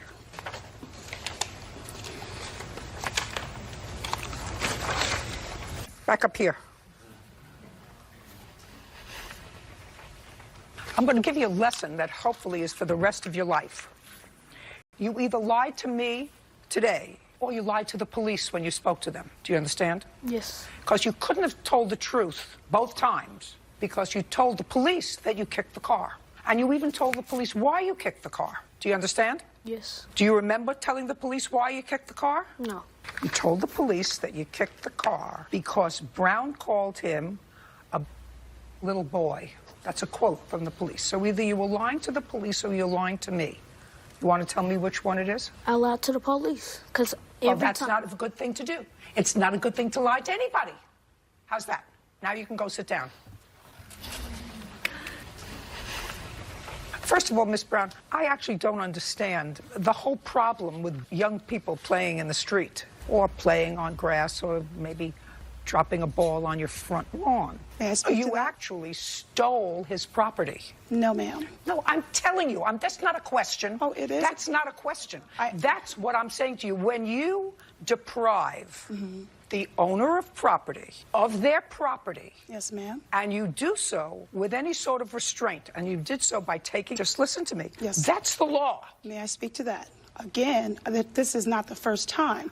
There have been several balls left in my yard, along with trash left in my yard. They would leave their jackets and everything in my yard. I would pick it up and bring it inside. I had several balls. So again, I'm not sure what ball was his or not. But again, with me having to pick up and clean up trash out of the street, plus with them playing ball in the street, it is a hazard because I've lived there 16 years. I've seen a kid get hit. And I was asking them nicely. I've spoken to parents nicely. Please don't let your children play basketball over a 2 two-lane street. That's the reason.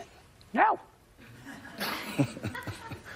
You took his property, and if you didn't know who it belonged to, he then told you who it belonged to. You had the responsibility to return it to him, seek to find out who his parents are. You can do that. But what I'm telling you is when you hold on to someone's property and refuse to return it to them, it's a larceny. Well, I don't care it's a well. I didn't larceny You're not a anything. lawyer. Are I you a cleaned up lawyer? my yard.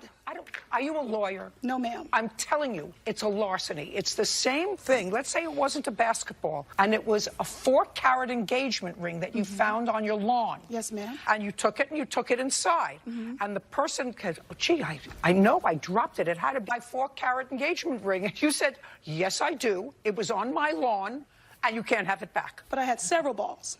I don't care. I mean, a 4-carat ring you're is playing- totally different than several balls. You're playing with me. No, I'm not playing with you. I'm you're telling playing you with me. exactly. That doesn't excuse Lamont from kicking your car. And he kicked the car because either he lied to me or he lied to the police. And what he told the police, he told closer in time to the event than now. Now I he's wasn't had time out there to when he talked with the police. I'm speaking. Now he had time to reflect. He had time to talk to his father, who probably got just as annoyed as I am with her, and say, uncross your hands. Because I know his father wouldn't like a liar any more than I like a liar, right? True. Because he either lied to the police or he lied to me. You wouldn't encourage your child to lie to the police, would you? Right, I wouldn't even let him talk to the police. He if I did was speak right to the there. police. And so did he, because it's in the I'm not speaking to you. Yes, ma'am. They spoke with him when I wasn't out there. I don't So I don't know care. what was said. I don't care.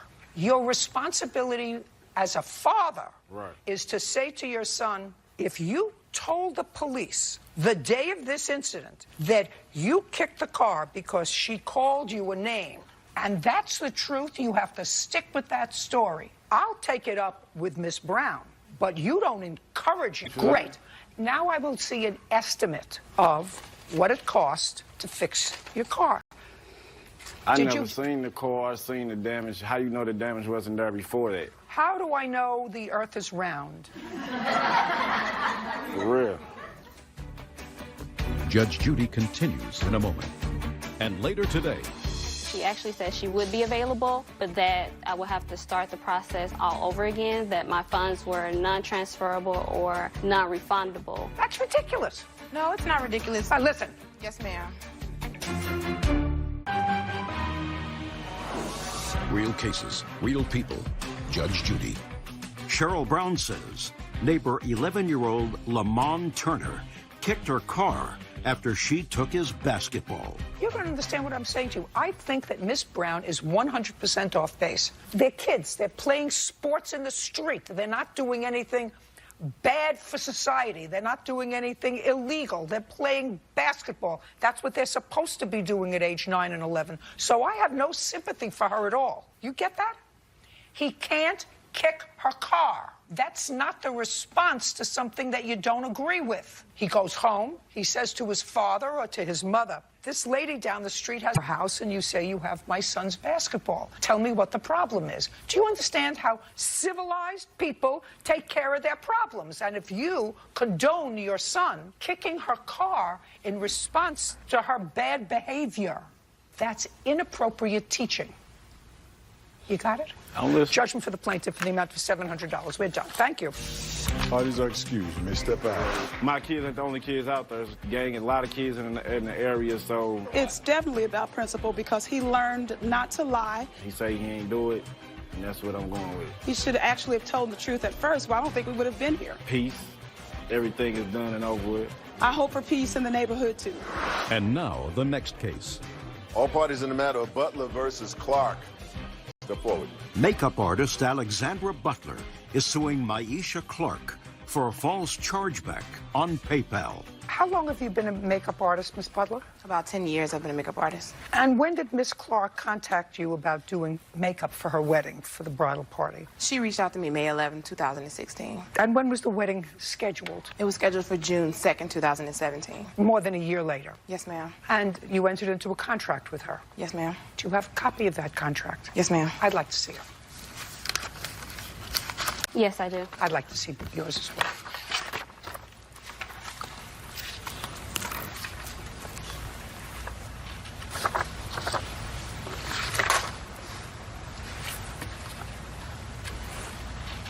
Okay, so you signed this contract. Yes. And you sent her $905. Actually $931.65. And then something happened and the date of the wedding changed. Yes, correct. Tell me when it changed to. It changed from June 2nd, 2017 to October 29th, 2016.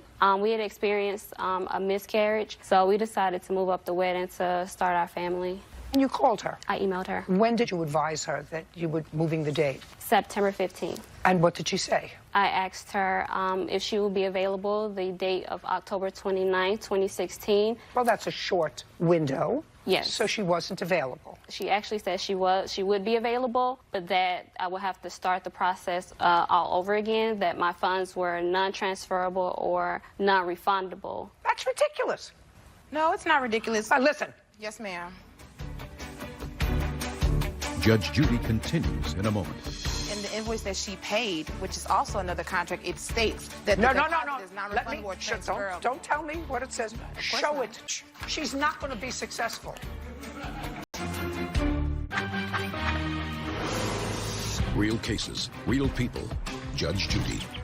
Makeup artist Alexandra Butler claims Maisha Clark filed a false chargeback on PayPal. All right, so let's get it together. We have a contract, and I don't have to waste my time any further on this. What happened was you had paid through PayPal? Yes, correct. And you contacted them and disputed the charge? Correct. I disputed And the bank PayPal order. looked at this contract, just as I looked at this contract, and said, there's no non-refundable policy in there. The only thing that you put in the contract is, because it's so far away, more than a year away, if you have to cancel before a certain date, you can get her another makeup artist. If for some reason you're not available. That's ridiculous. Absolutely ridiculous. You didn't turn down another appointment for that date? Actually, I did turn down a lot of appointments Just a for second. that date. Well, prove Yes, it. ma'am. Just a First of all, your contract doesn't say in that the you can invoice keep she sent, no, in the invoice the that I sent to contract. her. Correct. The contract that Correct. was signed. Correct. Doesn't say anything about no refund. Correct. However, in the invoice that she paid, which is also another contract, it states that No, the no, deposit no, no. is not Let me, refundable or don't transferable. tell me what it says. course Show not. it to me. Sure. Shh, shh. She's not going to be successful. She's not going to be successful. Right here. But I'm That the going to deposit let is her non-refundable show or me transferable. the invoice. Okay. I don't even have to look at it. Listen to me carefully. This is not a contract. This is a contract. This is signed by the two of you. You prepared the contract. Correct. Yeah, that is correct. She signed it. You show me her signature here, anywhere. Well, her payment to the contract. No, her no, no, payment no, to the no, no, invoice no, is no. actually Listen due to me something- carefully. Yes, ma'am, sure. You prepared the contract. Let me give you a brief primer as to what the law is. Sure. The person who prepares the contract, if there is a dispute, since you actually created the contract, the courts look at that contract most favorably to the other side. Correct. Because you prepared the contract. Your contract doesn't say non-refundable. Period. I have a question. But if you can demonstrate to me with names, phone numbers, addresses, contracts that you gave up on that date, I may be sympathetic with you because even though it was not written, she did not give you adequate notice and you actually had an out-of-pocket loss. I have a question. But I guarantee you, you cannot prove to me today that you had an out-of-pocket loss. I said, I guarantee you, you can. September, October, November, December, January, February, March, April, May, June, 10 months away. I guarantee it.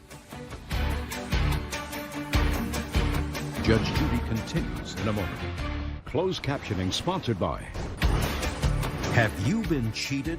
Go to judgejudy.com. Like us on Facebook and follow us on Twitter. If you're a good makeup artist, in 10 months you can find great somebody makeup else to do a June wedding. Correct. Okay. She gets her money back. $931.65. She's got it back? You have it? Yes. You don't get it.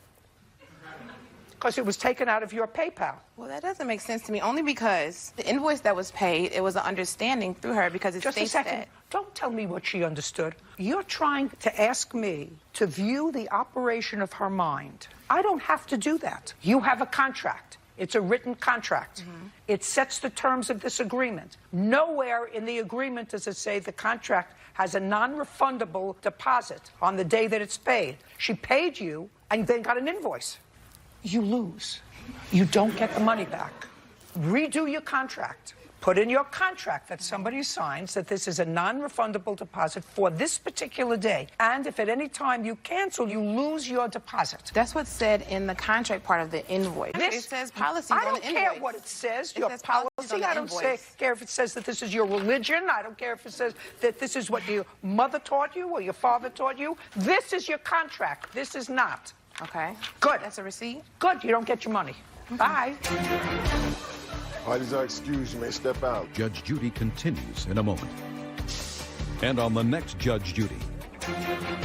Well, now I'm going to make sure I include it. I'm going to make sure I include a whole lot of information so that I don't get screwed again. I think that Alexandra's practices are a little deceptive. Because of people that don't read their invoices. Given that in the contract, nowhere stated was the money non-refundable. It's time to move forward. I'm still going to do awesome makeup. I'm still going to be amazing and successful. Or non-transferable. Only on the invoice after I had paid. This is just one glitch that happened, and I'll move on from it.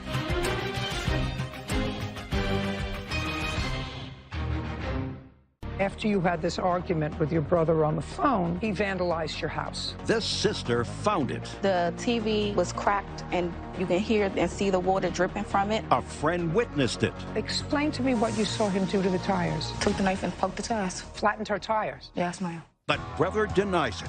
This is an ex-friend of mine, and they done linked up. I guess they're against me. Somebody... You are about to enter the courtroom of Judge Judith Scheindlin. This is Judge Judy. Shafia Bryant is suing her brother, Richard Blake, for vandalizing her apartment. Order. All rise.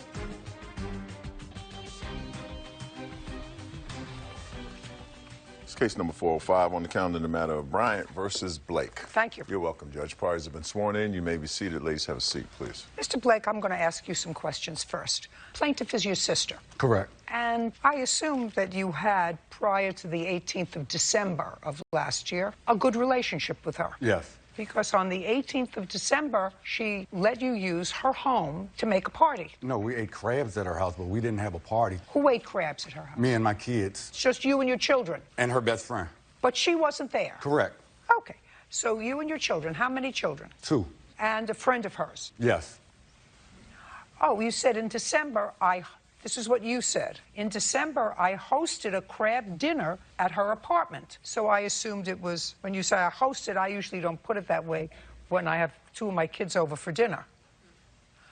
Now, you weren't living at her house at the time. No. And the argument took place on the phone with your sister because she wasn't in the apartment. Correct. And the argument had to do with something stupid about your eating some Halloween candy that belonged to one of her kids. That's what the genesis of it allegedly was, this argument that you had, that you came across some candy in their house when you were there, you had some of it, she made a big deal about it, whatever. I don't care about the argument that happened in October. But you got into another argument with her on the phone. Correct. On December 18th. Yes. Did you call her or did she call you? She called me. And what did she say to you when she called you? She asked me what happened between me and my daughter, the altercation in reference to some candy. Just a second. So going too fast for me. Okay. What happened between you and your daughter? Was your daughter among those people who were at the crab dinner? Yes. So something must have transpired between your daughter, who was how old? 23. 23, and the plaintiff. Maybe they texted each other. Is that what happened? She called me. She called you from your house? She'd already left my house at that time. So the dinner was over, but he was still there? Correct.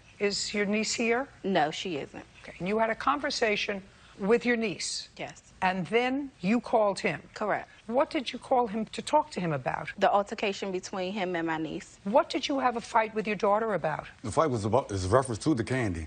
That's a setup. So by this time, my daughter, she pretty much started laughing real hard.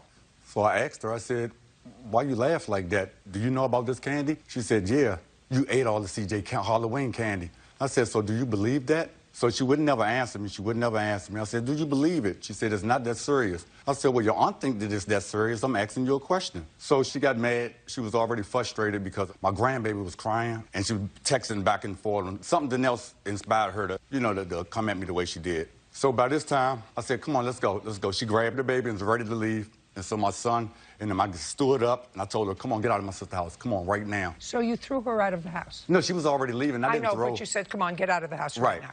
Okay, so she was upset. She called her aunt. Yes. Okay. Now what was a nice dinner that you were hosting, a crab dinner, all of a sudden became not a nice thing anymore. Correct. About this stupid Halloween candy. Then it is your claim that after you had this argument with your brother on the phone, he vandalized your house. That's correct. Did you see him do it? No. No. Do you have a witness that saw him do it? Yes. Who was that witness? Diana Cannon. Were you there that evening with him? Yes, ma'am. You want to tell me what happened? They went to go fussing back and forth. Richard got the water and went in the room also with the water, but I didn't go in the bedroom. I sat on the couch. What water? A pitcher of water. What did he do with the pitcher of water? Poured in the TV. Poured it in the TV? Yes. In the front, back? The back of the TV. Did you say anything to him? No.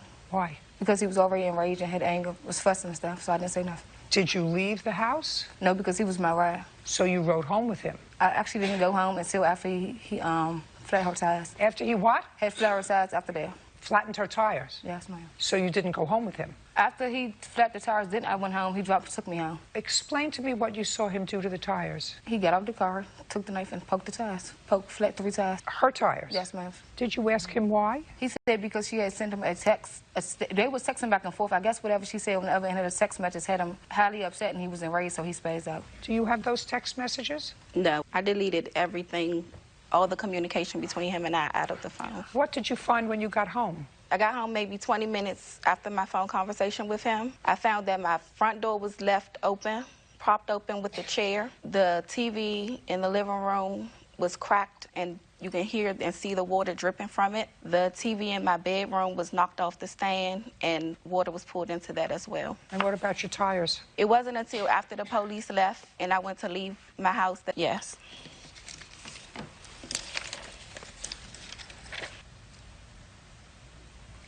Now, the police report doesn't, oh, I'm sorry.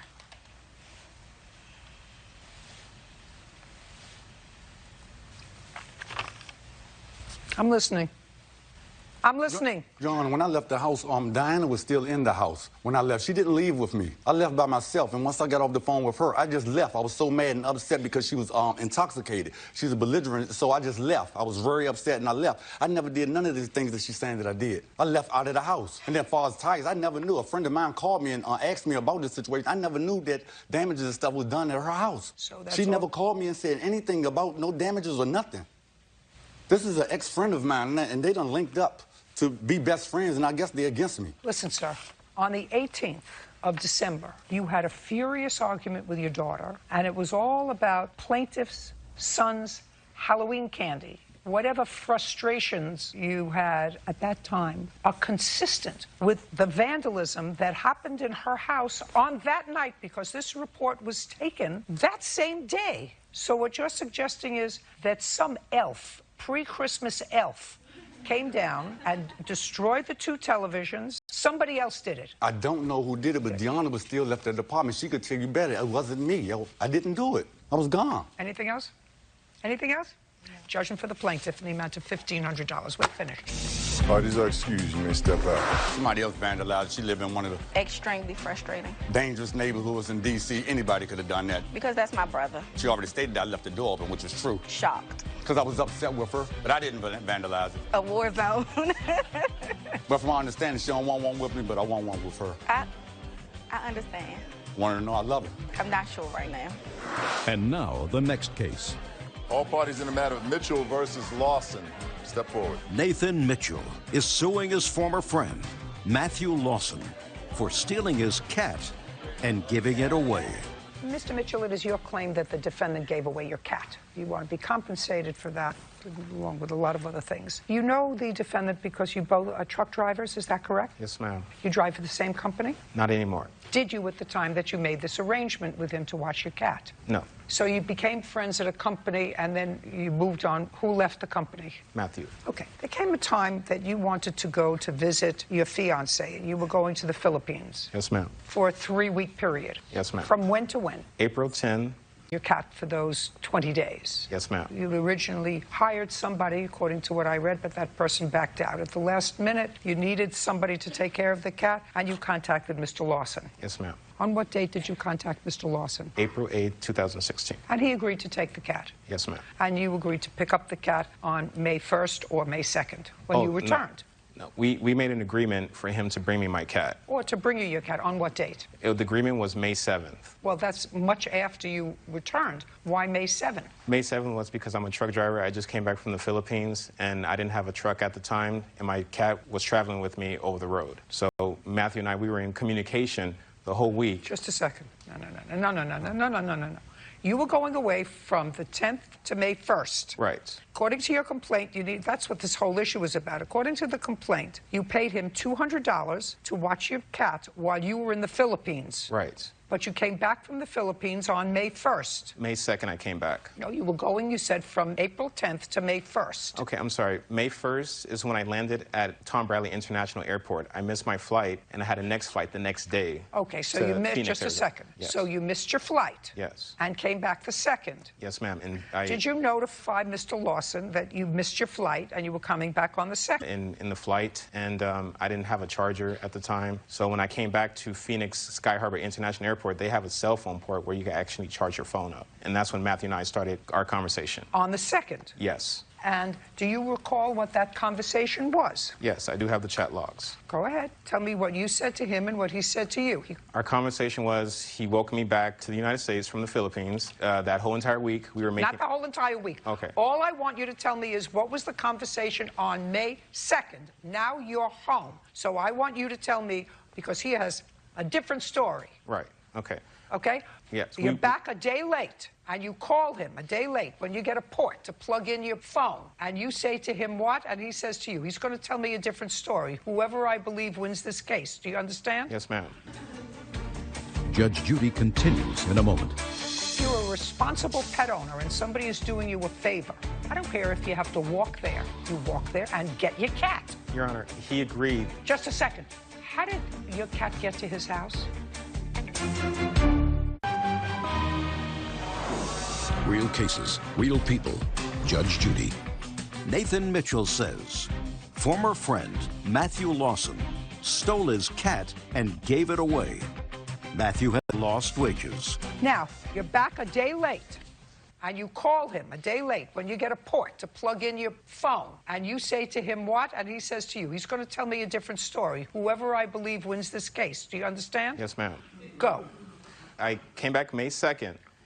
You don't think of what you're going to say. Just tell me about the conversation. Our conversation you called him. Our conversation was we were making arrangements for him to bring me my cat. You want to tell me what the conversation was? May 2nd. May 2nd, I did not hear from him, Your Honor. I did not hear from him for about a week and a half after. He's going to show me a phone chat. Can I see it? It says, hey, brother. No. Oh, okay. I want to see it. I want to see it.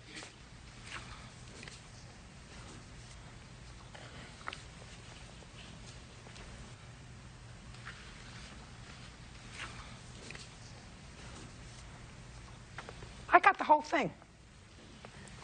You were irresponsible with your animal. You were in a financial bind. You needed to work because you were in the Philippines for a month and you didn't have money. You had a lot of trouble with your phones. The phone charger died at the beginning. Then you got 2 new phones, and the phones didn't have service, so you could only look on Facebook, so you couldn't get in touch with him. And now we're talking about from May 2nd, and he says to you, hey, bro, I'm doing you a favor, but we're expecting a baby, and I have to go out on the road, too. And my fiancé can't change the litter box because it's dangerous for pregnant women to be around cat litter. That's what he says to you in here. That doesn't seem to inspire you. Your Honor, he was supposed to bring me my cat on the day that he agreed. Well, your cat is with a nice lady now, and the cat went with a nice lady the beginning of June. So I suggest if you want a cat, you get another cat. Do you understand? Yes, I understand. If you're a responsible pet owner and somebody is doing you a favor and says, I'll watch your cat for 3 weeks, and then you have other life's problems that you're trying to visit on somebody else, whether it's my dispatcher couldn't get me a job coming through your area, I don't care if you have to walk there. You walk there on May 3rd and get your cat. Your Honor, he agreed. Just a second. How did your cat get to his house? He drove from Sierra Vista, where he lives, to pick up my cat. That was very nice of him, right? Right, and I did pay him for that. I paid him $200 to... Just a second, you paid him $200 in cash in April. April to May, May to June. This was June 9th that you had this conversation. So let's say 2 months, 60 days. That's $3 a day. I actually think it's outrageous. Judge Judy continues in a moment. This person responded to the ad? She contacted me through a message. And did she come over to pick up the cat? Yes, Your Honor. Do you know how old the cat was? I believe she was 2 years old. Pretty cat? Oh, she was beautiful, yes. Real cases, real people. Judge Judy. Nathan Mitchell says former friend Matthew Lawson stole his cat and gave it away. Matthew has a countersuit for pet supplies and lost wages. Does your fiance have the baby? Yes, ma'am. When? Oh. That's not a good thing to forget. What is it? 8/7? August 7th. Yeah. Oh. Is that right? Yes, ma'am. Everything okay? Yes, Your Honor. Okay. When did the lady come and take the cat? It was on June 7th, Your Honor. And how did the lady come to find the cat? Summer, my fiance ended up finding an ad on Facebook, doing an ad on Facebook. Go ahead. I went ahead and I posted on Cochise County Animal Connection. It's a group on Facebook, basically to read more. This person responded to the ad? Yes, ma'am. And she gave you her name, phone number, etc.? She contacted me through a message. I went ahead and gave her my telephone number, and she called me. And did she come over to pick up the cat? Yes, Your Honor. Do you have her name? I don't. After the woman came to pick up the animal, since it was basically closed, they removed the ad from Facebook, so I don't have any of her contact information. Did you know how old the cat was? I believe she was 2 years old. Pretty cat? Oh, she was beautiful, yes. How long had you had the cat? 7 years now. Oh, 7 years? Yes. Well, now it's got a new home. Got to be more vigilant. Okay, you have a counterclaim. Yes. I'm not really going to entertain that counterclaim. For lost wages because you didn't take trips, because you didn't pick up the cat, and you couldn't leave your fiancée in her late stage of pregnancy. Your Honor, listen to me, I'm not entertaining that. One of the things that I will tell you, Mr. Lawson, is that you took the cat while your fiancée was pregnant. Yes, ma'am. Not smart. It was a 3-week agreement, Your Honor. I I'd have been understand home. it was a 3-week agreement. It was in my time frame to be home. I didn't expect to have it another 5 weeks, Your Honor. You should have given it away before. Your Honor, what I am going to ask for is I looked up pet setting. If you look at in the area, it goes from 25 to 55 a day. When Your none Honor. existed, sir. Judge Judy continues in a moment. Closed captioning sponsored by... Have you been cheated? Go to judgejudy.com. Like us on Facebook and follow us on Twitter. Now, you took the cat while your fiancée was pregnant. Yes, ma'am. Not smart. It was a 3-week agreement, Your Honor. I I'd have been understand home. it was a 3-week agreement. It was in my time frame to be home. I didn't expect to have it another 5 weeks, Your Honor. And what I did... You should have given it away before. But you didn't have a contract with him. I can't impose a contract when Your none Honor. existed, sir. Listen, ma'am, this is what you said here. I did you a favor. Yes, ma'am. And he took advantage of the favor. Absolutely. Okay. Other than the $200, you first took possession of the cat. Did you get any food? Yes, ma'am. A case of food? Case of food, yes, Your Honor. I just want to know what he gave you with the cat. He gave me a small bag of food and a small thing of litter. 1 bag of food. Yes, ma'am. And 1 bag of litter. Yes, ma'am. How long did that last? A couple weeks. Do you have bills for the pet supplies that you paid while the cat was in your possession? Yeah, I did. I don't have copies of that.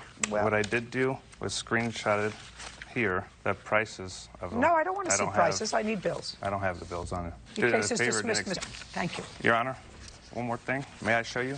What? This is my wages that I've lost. Forget it. No. Please are excused. You may step out. Judge Judy continues in a moment. And on the next Judge Judy. I messaged him on Facebook text message calls. He never answered. He said in the message on Facebook saying that he was going to be there. He would answer on Facebook once in a blue moon, and then he said, oh, well, my phone don't work. May 7th at 8 o'clock in the morning to bring me my cat. You know, I said, well, why couldn't you message me on Facebook if you're posting all day, every day? I stayed, you know, for 2 hours. 2 days later, he said, hey, I got a car rental. The whole purpose for this was because he never showed up. I'm on my way to get it. So I got rid of it 2 days ago. We had an agreement. It's really heartbreaking for me because, you know, I rescued that cat from a home who was being... When I told him I got rid of the cat, I gave him a set time, mid-May, hey. You know, the cat was being tormented, you know, and, you know, but that cat was my life, so. If you don't come get it by beginning of June, I'm getting rid of it. Ever since, you know, I lost her, you know, I've been, you know, into shock. If you love your cat, I mean, it was something you'd have make time for. You know, it's really shocking because, you know, when we first met, we were really, you know, we connected.